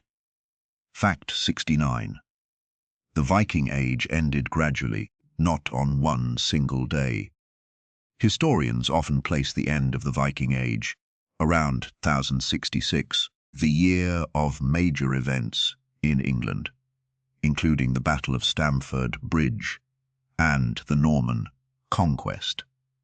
But dates are tools, not walls. Scandinavian travel, trade, warfare, and settlement did not stop when a calendar turned. What changed was the wider world. Kingdoms became more centralized. Christianity became more established. New political structures took shape. The kinds of raids associated with the earlier Viking Age became less common or changed form. Some descendants of Viking settlers had become part of the societies where they lived. The year 1066 is memorable because it gathers several turning points together. But the deeper transition took time. An age does not end like a door shutting. It fades into another age through many small changes. A new law, a new church, a different kind of ship, a child speaking a mixed language at home. Fact 70. The Norman conquest came partly from Viking Age history. The Normans who conquered England in 1066 were not Vikings in the same sense as the raiders of the 9th century. But their ruling elite descended in part from Scandinavian settlers in Normandy. Over generations, those settlers adopted French language, Christianity, and new political identities. By the time William of Normandy crossed the Channel, he led a society shaped by northern French culture. Yet, the earlier Viking connection remained in the background. This is another example of how quickly identities can transform. The descendants of people once feared as northern raiders became a new ruling class in France, then invaded England with armies, horses, castles, and legal ambitions. The Viking Age did not vanish. It continued through changed descendants, altered languages, and political consequences nobody in the early raids could have predicted. Fact 71. Viking Age people ate what their environment allowed. Food depended on region, season, wealth, and local resources. People ate grains, such as barley and rye, vegetables, dairy products, fish, meat, berries, and foods preserved by drying, smoking, salting, or fermentation. Coastal communities could rely heavily on fish and sea resources. Inland farms depended more on animals and crops. A feast for an elite household looked different from an ordinary family meal. Archaeologists learn about food through bones, seeds, residues, waste layers, and cooking vessels. This evidence is often more reliable than later stories, because it comes from what people actually left behind. In a cold climate, food was not only pleasure, it was planning. Summer work had to prepare for winter. A successful household stored what it could. The smell of smoke, grain porridge, fish, and sour dairy may have been ordinary parts of daily life. History tastes different when we remember it through meals. Fact 72. Bread and porridge were everyday foods for many people. When people imagine the Viking Age, they often think first of roasted meat and great feasts. Those meals existed, especially for special occasions, but everyday diets were often simpler. Grain could become bread, porridge, or ale. Porridge was practical, filling, and adaptable. It could be made from whatever grain was available, and combined with other foods when possible. Bread might be baked on stones, griddles, or in other simple ways. The exact recipes varied, and modern reconstructions can only approximate them. Still, grains were central because they stored well and helped households survive through seasons when fresh food was scarce. A bowl of porridge may not sound heroic, but it was part of endurance. It is a reminder that history is sustained by repetitive meals. Great voyages began with people who had eaten enough to work, row, build, and travel. Fact 73. Ale and mead belonged to social life, but water still mattered. Alcoholic drinks such as ale and mead appear in Viking Age sources and later stories. Ale could be made from grain, while mead was made with honey. Drinking had social and ceremonial roles. A feast might include toasts, promises, poems, and the careful distribution of drink by hosts. But it would be misleading to imagine everyone constantly drinking rich honey mead. Fish aigan, honey was valuable, and everyday life depended on more ordinary drinks and water sources. The romantic image of a hall overflowing with mead is partly a literary one. Still, shared drinking mattered because it created social bonds. To offer a cup could show generosity, status, welcome, or loyalty. The vessel passed from hand to hand, carrying more than a drink. In many societies, hospitality is a form of politics. In the Viking Age, a well-run feast could strengthen a leader's reputation as surely as a successful voyage. Fact 74. Fishing gave many communities a reliable source of food. For people living near coasts, lakes, rivers, and fjords, fish could be a dependable part of the diet. It could be eaten fresh, dried, smoked, or preserved in other ways. Fishing required knowledge of seasons, waters, nets, hooks, and local species. It was not glamorous, but it was essential. A settlement near water had advantages beyond travel. Water could feed people.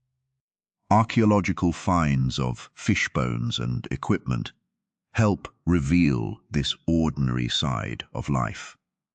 When a community depended on stored fish through winter, the labor of fishing became part of long-term survival. The sea could be dangerous, but it could also be generous. A calm evening by a fjord may have felt very different to someone whose household knew the water as both route and pantry. The Viking Age was shaped by the sea, but not only through ships. It was also shaped by the daily work of catching dinner. Fact 75. Craft workers made much more than weapons. A Viking Age town or large farm could include people skilled in metalworking, woodworking, leatherwork, bone carving, textile production, pottery, and other crafts. A blacksmith might make tools for farming, household use, trade, and repair. A woodworker might shape furniture, handles, containers, or ship parts. A leatherworker could make shoes, straps, and protective items. These skills were valuable because people needed durable objects in a demanding environment. Craftspeople also made beauty.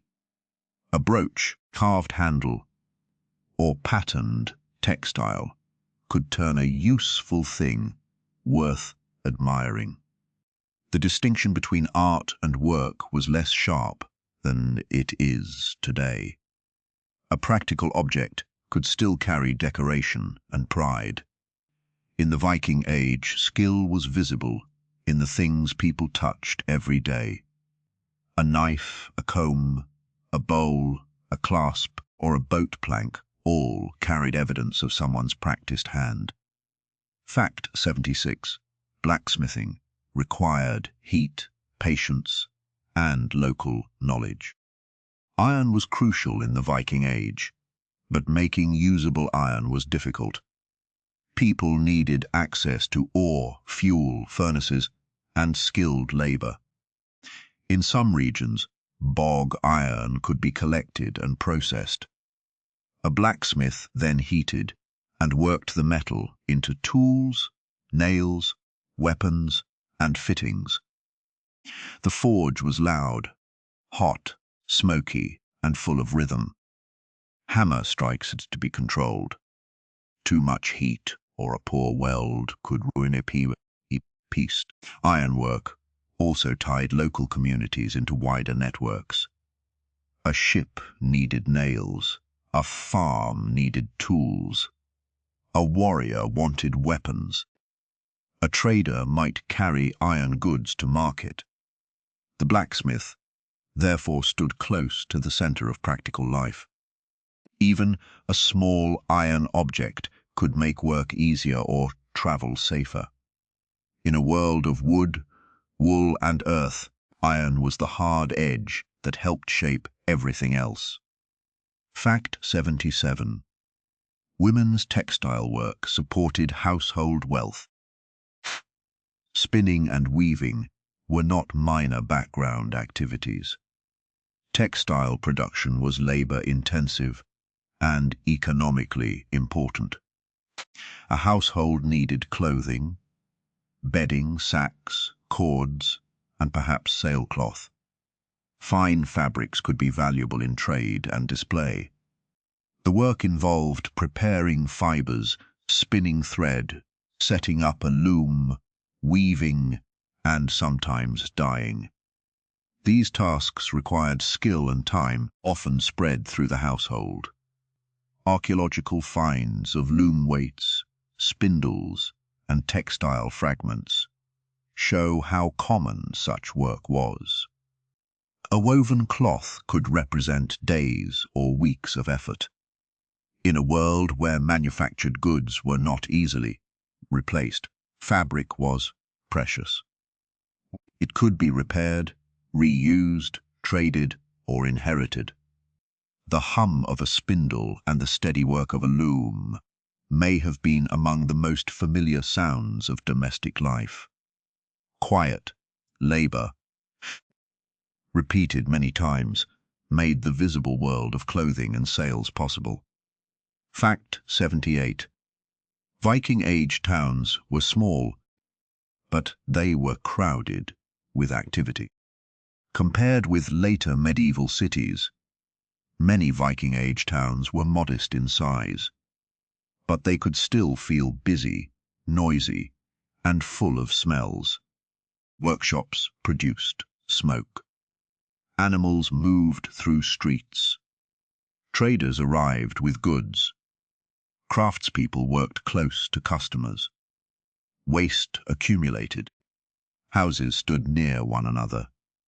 A visitor could counter foreign accents, unfamiliar accents, and new ideas within a small area.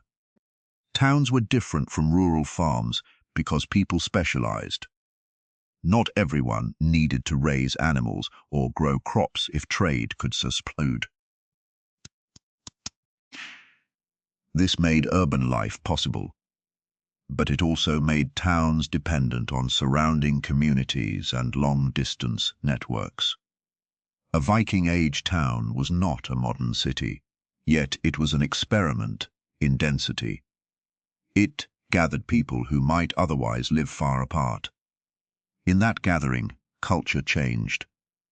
New fashions, new beliefs, and new opportunities could all appear first in the market street. Fact 79. Markets depended on trust as much as wealth. A merchant traveling with valuable goods needed some confidence that they would not be robbed immediately. A ruler who wanted a town to prosper needed to offer protection, set rules, and perhaps collect taxes or fees. This created a relationship between power and trade. A market was not just a place where people happened to meet. It depended on roads, harbors, security, weights, customs, and shared expectations. Even in a rough age, trade could not work if every exchange ended in violence. Agreements mattered. Safe conduct mattered. Reputation mattered. A person known for fair dealing could trade more easily than someone known for cheating. This is one of the quieter truths of the Viking Age. The same world that produced raids has also produced treaties, measurements, promises, and routines of cooperation. Human societies are rarely only one thing. They contain both danger and the daily effort to make life predictable. Fact 80. Feasts were political events as well as celebrations.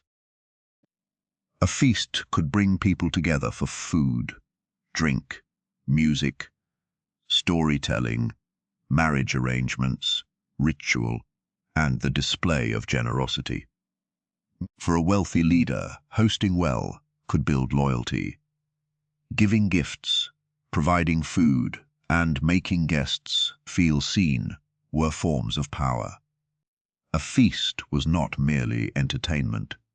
It was a social investment. Guests might remember who had been generous, who had been ignored, and who sat closest to the high seat. Poems could praise a leader. Agreements could be discussed. Old disputes might soften or become sharper. The hall was therefore both home and political stage.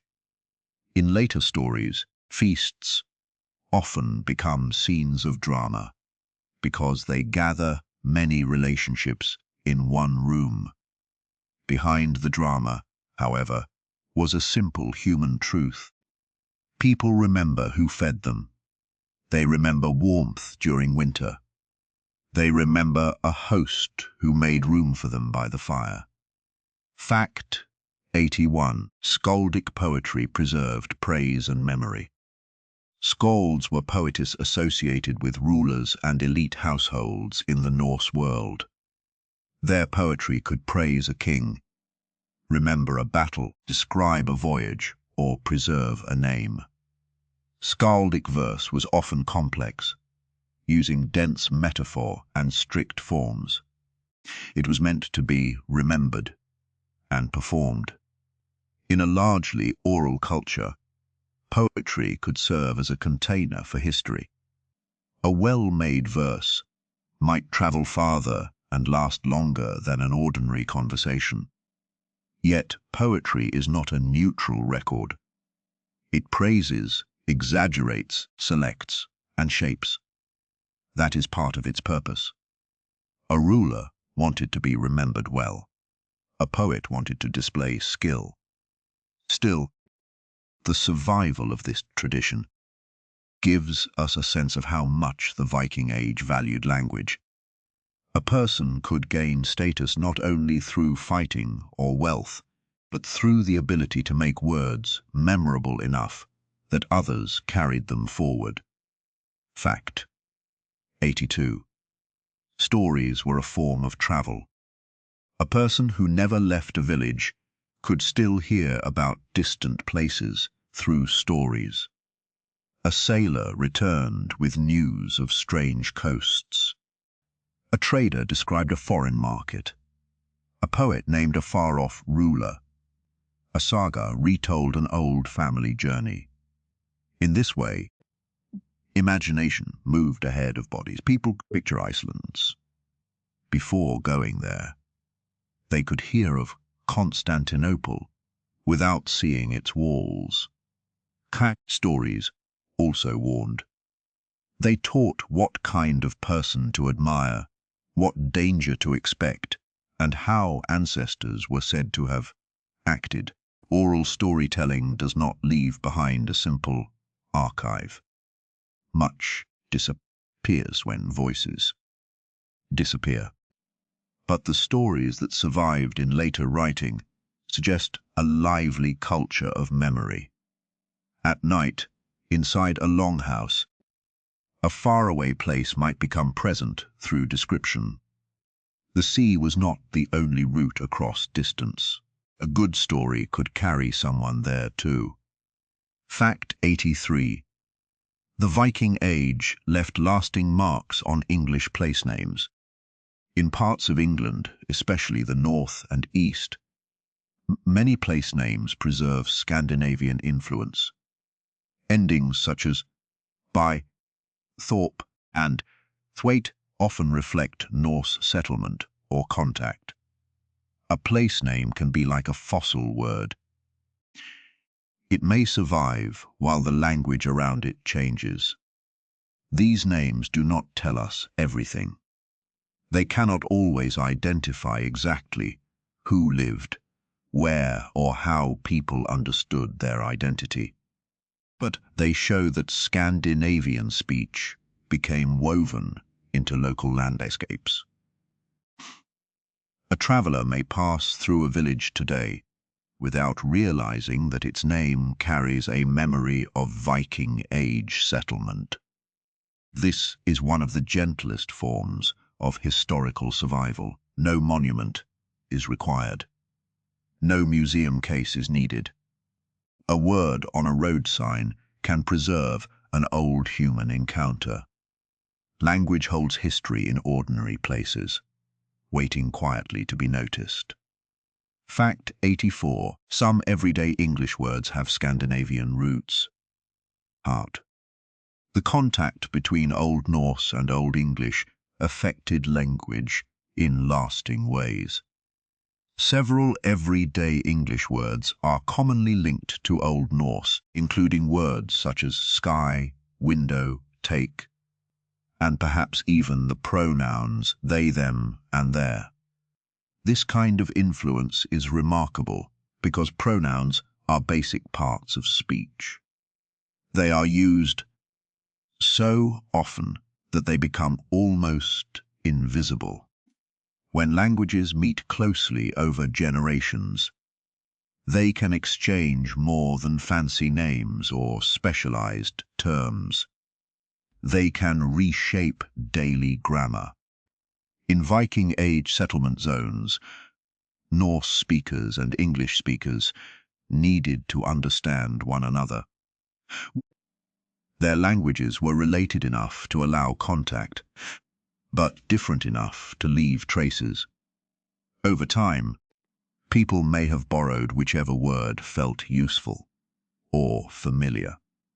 1,000 years later, the evidence remains in sentences spoken without any thought of ships or raids. Fact 85. Scandinavians served in the Byzantine Empire. Some Norse travelers who reached the East eventually served the Byzantine emperors in Constantinople. The Varangian Guard became known as an elite bodyguard unit associated with Scandinavian and later Anglo-Saxon recruits. For a person from the far north, Constantinople must have seemed astonishing. Its walls, churches, markets, wealth, and imperial ceremonies belonged to a scale very different from a rural Scandinavian farm. Service in the empire offered pay, prestige, adventure, and access to goods that could later travel home. The story of the Varangian Guard shows that the Viking Age was not only a northern European story. It reached into the Mediterranean and the Eastern Roman world. A man who grew up near a cold fjord could one day stand in the service of an emperor beside the Bosporus. The distance between those worlds was immense, yet the river routes made it possible. Fact 86. Constantinople was known to Norse travelers as Miklagard. In Old Norse, Constantinople was called Miklagard, often understood as the Great City. The name says a great deal. For people used to small towns and scattered farms, the Byzantine capital must have felt enormous. It was a place of markets, palaces, churches, ships, and people from many parts of the world. Norse travelers arrived there through networks of rivers and trade routes that linked the Baltic to the Black Sea. Some came as merchants. Others came as warriors or guards. The city entered Norse memory as a place of wealth and wonder. A name like Miklagard turns an unfamiliar city into something understandable. The big enclosure. The great city. It is a human way of naming what overwhelms you. The Viking Age was full of such moments when travelers from the north encountered worlds larger and more complex than they had imagined. Fact 87. The eastern routes carried more than goods. When people traveled between Scandinavia and the East, they carried stories, beliefs, skills, and diseases, as well as objects. A trade route is never only about merchandise. It is also a path for ideas. A person might see a new style of clothing, hear a new religious practice, or learn a different way to build something. Returning home. They could bring pieces of that experience with them. Archaeological finds of foreign coin glass, and luxury goods are visible reminders of this movement. But the invisible changes were just as important. A sailor who had seen the markets of the East would think differently about the scale of the world. A ruler who had acquired foreign silver could display new kinds of wealth.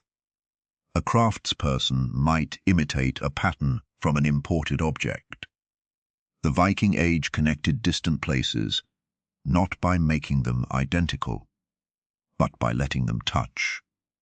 Fact 88. Travel could be dangerous even when no enemy was near. A Viking Age journey faced many risks before any battle began. Storms could damage a ship, fog could hide land, food could spoil, a crew member could become ill, a river could turn shallow, a boat might need to be dragged around rapids, a cargo could be lost, a traveler could be cheated, robbed, or stranded. The sea did not care whether someone was brave. It demanded preparation and luck. This is why successful voyages deserve attention, even when they did not lead to famous events. Simply reaching a destination could be an achievement. A merchant arriving safely with goods had already overcome weather, distance, and uncertainty. A family crossing to a new settlement had trusted their future to wood, wool, and water. The Viking Age often looks bold from a distance. Up close, it was full of practical worries. Where to sleep, what to eat, whether the wind would change, and how long supplies would last. Fact 89. Viking Age people knew the importance of seasons. The seasons controlled much of life. Spring brought preparation, planting, and the beginning of easier travel. And summer offered longer days for trade, raiding, building, and gathering resources. Autumn meant harvest, slaughtering animals, preserving food, and preparing for cold. Winter narrowed choices. Storms made sea travel harder, and stored supplies became crucial. A successful household had to think months ahead. This seasonal awareness shaped more than farming. It shaped political life, ritual, migration, and the timing of expeditions. A leader planning a voyage needed to consider weather and food. A craftsperson needed materials gathered at the right time. A family needed hay before snow. The modern calendar can make every week seem equal, or, in the Viking Age, time felt more physical. Light changed, water froze, animals behaved differently. The year was not an abstract circle. It was a series of demands answered one season at a time. Fact 90. Winter could be a season of storytelling and repair. When long journeys became harder and fields needed less attention, winter brought different work. Tools could be repaired. Clothing could be mended. Wood could be carved. Textiles could be spun and woven. People could spend more time indoors, sharing food and stories. This does not mean winter was restful in the modern sense. It could bring hunger, illness, cold, and worry. But the rhythm of labor changed. A dark evening offered space for memory. The fire became a center of attention. In later stories, winter halls are often places where people speak of the past, make plans, and hear poems. Whether every household did this in the same way is impossible to know. Still, the idea feels true to human experience. When the world outside is difficult, People turn inward. They repair what they can, tell each other stories, and wait for more light. Fact 91. The Viking Age had games and leisure as well as hard work. Archaeology and later sources suggest that people played board games, practiced sports, listened to music, and enjoyed contests of skill. A game board or gaming piece is a small sign that people wanted diversion. Long winter nights, long voyages, and gatherings all created moments when entertainment mattered. Games could teach, strategy, pastime, and bring people together. Physical contests may have displayed strength and agility. Music and poetry added sound to feasts and rituals. It is easy to imagine the past as endlessly serious because survival was difficult. But people in every age find ways to laugh, compete, and enjoy a quiet moment. A carved game piece is especially touching because it is so ordinary. Someone sat down, arranged pieces, thought ahead, perhaps won, perhaps lost, and then left the object behind for centuries. The desire to play is one of the softest links between then and now. Fact 92. Music probably sounded different from the music we imagine. Modern Viking music often uses dramatic drums and cinematic chanting. The actual sounds of the Viking Age are harder to recover. Archaeological finds and later sources point to instruments such as lyres, horns, flutes, and percussion, but we do not know every melody or performance style. Music was likely present at feasts, rituals, work, and storytelling. A simple instrument could carry a tune inside a hall or across a small gathering. The uncertainty is part of the charm. We can know that music mattered without pretending to hear it exactly. Imagine a few notes rising above the crackle of a fire, or a voice carrying a story in rhythm. The music may have been less grand than modern soundtracks, but perhaps more intimate. It belonged to rooms with smoke-darkened beams, to boats resting near shore, and to people who remembered songs without recording them. Fact 93. Health in the Viking Age was shaped by hard physical work. Skeletons from the period can show signs of tooth problems, joint wear, injuries, and other stresses. Life involved lifting, walking, rowing, farming, building, and surviving weather with limited medical care. People could be strong from constant activity, but strength did not protect them from infection, accidents, or pain. A broken bone, a bad tooth, or a serious wound could change a life. Children and older people were especially vulnerable to disease and hardship. At the same time, communities had knowledge of herbs, care, food preparation, and practical treatment passed through experience. The Viking Age was not a world without healing. It was a world where healing had limits. Thinking about ordinary health brings history close. Behind every grand story was someone with aching joints, tired hands, or a cough during winter. The past was lived through bodies, and bodies always had needs. Fact 94. The Viking Age was not racially or culturally isolated.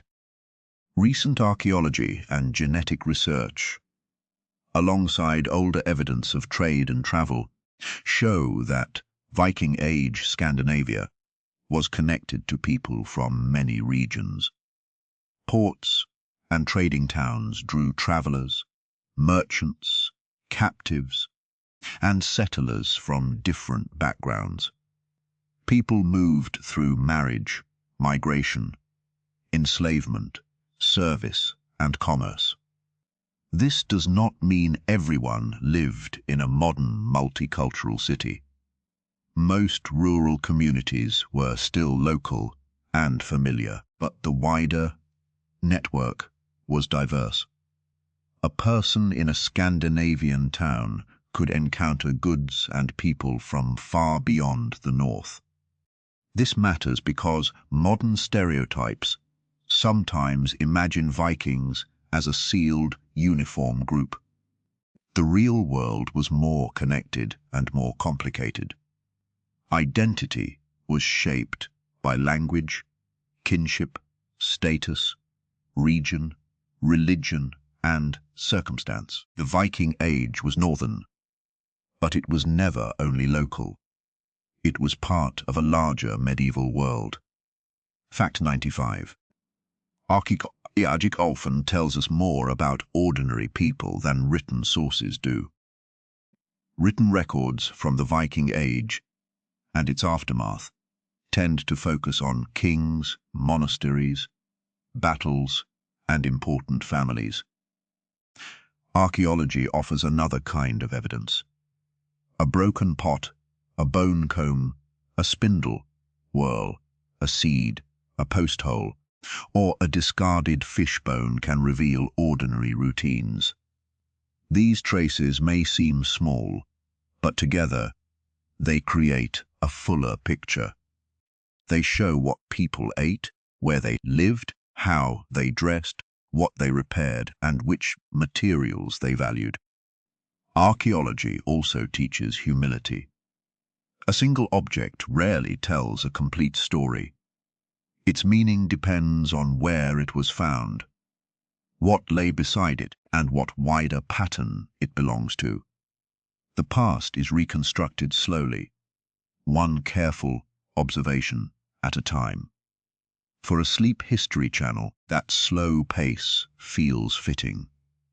The Viking Age does not emerge only from dramatic moments. It emerges from patient attention to small things. Fact 96. Modern ideas about Vikings are often shaped by later imagination. Opera costumes, 19th century paintings, movies, games, and television have all helped create the Viking image most people know. Some elements are based on real evidence. Others are inventions, exaggerations, or mixtures of many periods. Horned helmets are the famous example, but there are others. Always wearing dark leather, always fighting, always living in rough camps, or always being the same kind of person. The real Viking Age was more varied. It included farms, towns, trade, law, religion, art, migration, and family life. Correcting myths does not make the past less exciting. It makes it richer. A working farm can be as revealing as a battle. A small silver scale can be as important as a sword. When we let go of the costume version, we begin to see real people. Skilled, ambitious, unequal, creative, vulnerable, and often ordinary. Fact 97. Viking Age history should not be used as a simple symbol today. The Viking past is sometimes used in modern politics, branding, and identity debates. People may select only the parts they like: courage, independence, ships, or warrior imagery. But history is not a bag of symbols waiting to be claimed. The Viking Age included many different communities and experiences. It included migration, cultural mixing, trade, art, slavery, violence, conversion, and change. To reduce it to one modern message is to make it smaller than it was. A more thoughtful approach is to let the past remain complicated. We can appreciate shipbuilding without glorifying raiding. We can admire art without pretending society was equal. We can be curious about ancestry without turning history into a boundary against others. The Viking Age is interesting precisely because it resists simple ownership. It belongs to the shared human past with all its beauty and difficulty. Fact 98. The Viking Age changed Europe. But Europe also changed the Viking world. It is tempting to tell the story as though Vikings simply sailed outward and transformed everyone else. The movement went both ways. Contact with England, Ireland, Francia, the Islamic world, Byzantium, and other regions changed Scandinavia too. Foreign silver entered local economies. Christianity reshaped religion and royal power. New trade opportunities enriched towns. Ideas about kingship, law, craft, and status moved across borders. People returned from journeys with different expectations. The Viking Age was not a one-directional wave. It was an exchange, though not always an equal or peaceful one. Every voyage connected two shores. Both shores could change. This is one of history's most important patterns. Communities do not remain untouched when they meet others. They borrow, resist, adapt, and transform. The Viking world became wider because it traveled, but it also became different because the wider world traveled back. Fact 99. The most remarkable Viking Age technology may have been cooperation. A ship needed a builder, timber cutters, blacksmiths, weavers, sailors, rowers, navigators, and people at home who produced food and supplies. A town needed traders, craftspeople, rulers, guards, and farmers nearby. A farm needed a household working through seasons. Even a runestone required someone to commission it, carve it, transport it, and set it upright. When we focus only on famous leaders, we can miss this larger truth. The Viking Age was sustained by cooperation on many levels. Not all cooperation was voluntary. Social inequality and coercion were real. But many achievements still depended on people aligning their work. A sail is not made by one heroic act. It is made thread by thread. A ship crosses an ocean because a crew moves together. The past becomes clearer when we see the many hands behind every visible result. 100. Fact: the Viking Age still feels close because it was made of ordinary lives. More than 1,000 years have passed since the classic Viking Age. Yet its people do not feel entirely remote. They worried about weather. They cared for children. They worked with tired hands. They made plans, remembered the dead, sought safety, traded with strangers, and told stories after dark. Their world was different from ours in profound ways. It could be harsher, more unequal, and more uncertain. But the basic rhythms remain recognizable. A home needed warmth. A journey required courage. A community needed trust. A person wanted to be remembered. Perhaps that is why a Viking Age comb, bowl, ship or stone can feel so powerful. It is not only old, it is evidence that someone once lived an ordinary day with seriousness and hope. And then, like us, they watched the light fade, listened to the wind, and waited for morning. And now, as our journey through the Viking Age comes gently to shore, you can let the names, ships, stones, and distant coastlines grow quieter. You do not need to hold on to every detail. Let the longhouses darken. Let the market voices fade. Let the sail lower softly against a night sky. Somewhere in imagination, a ship rests in a sheltered fjord. Its wooden hull moves only a little with the water.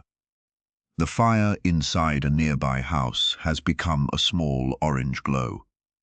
The work is finished for today. The weather can wait until morning. Thank you for spending this quiet time with history to fall asleep. Sleep well, and good night.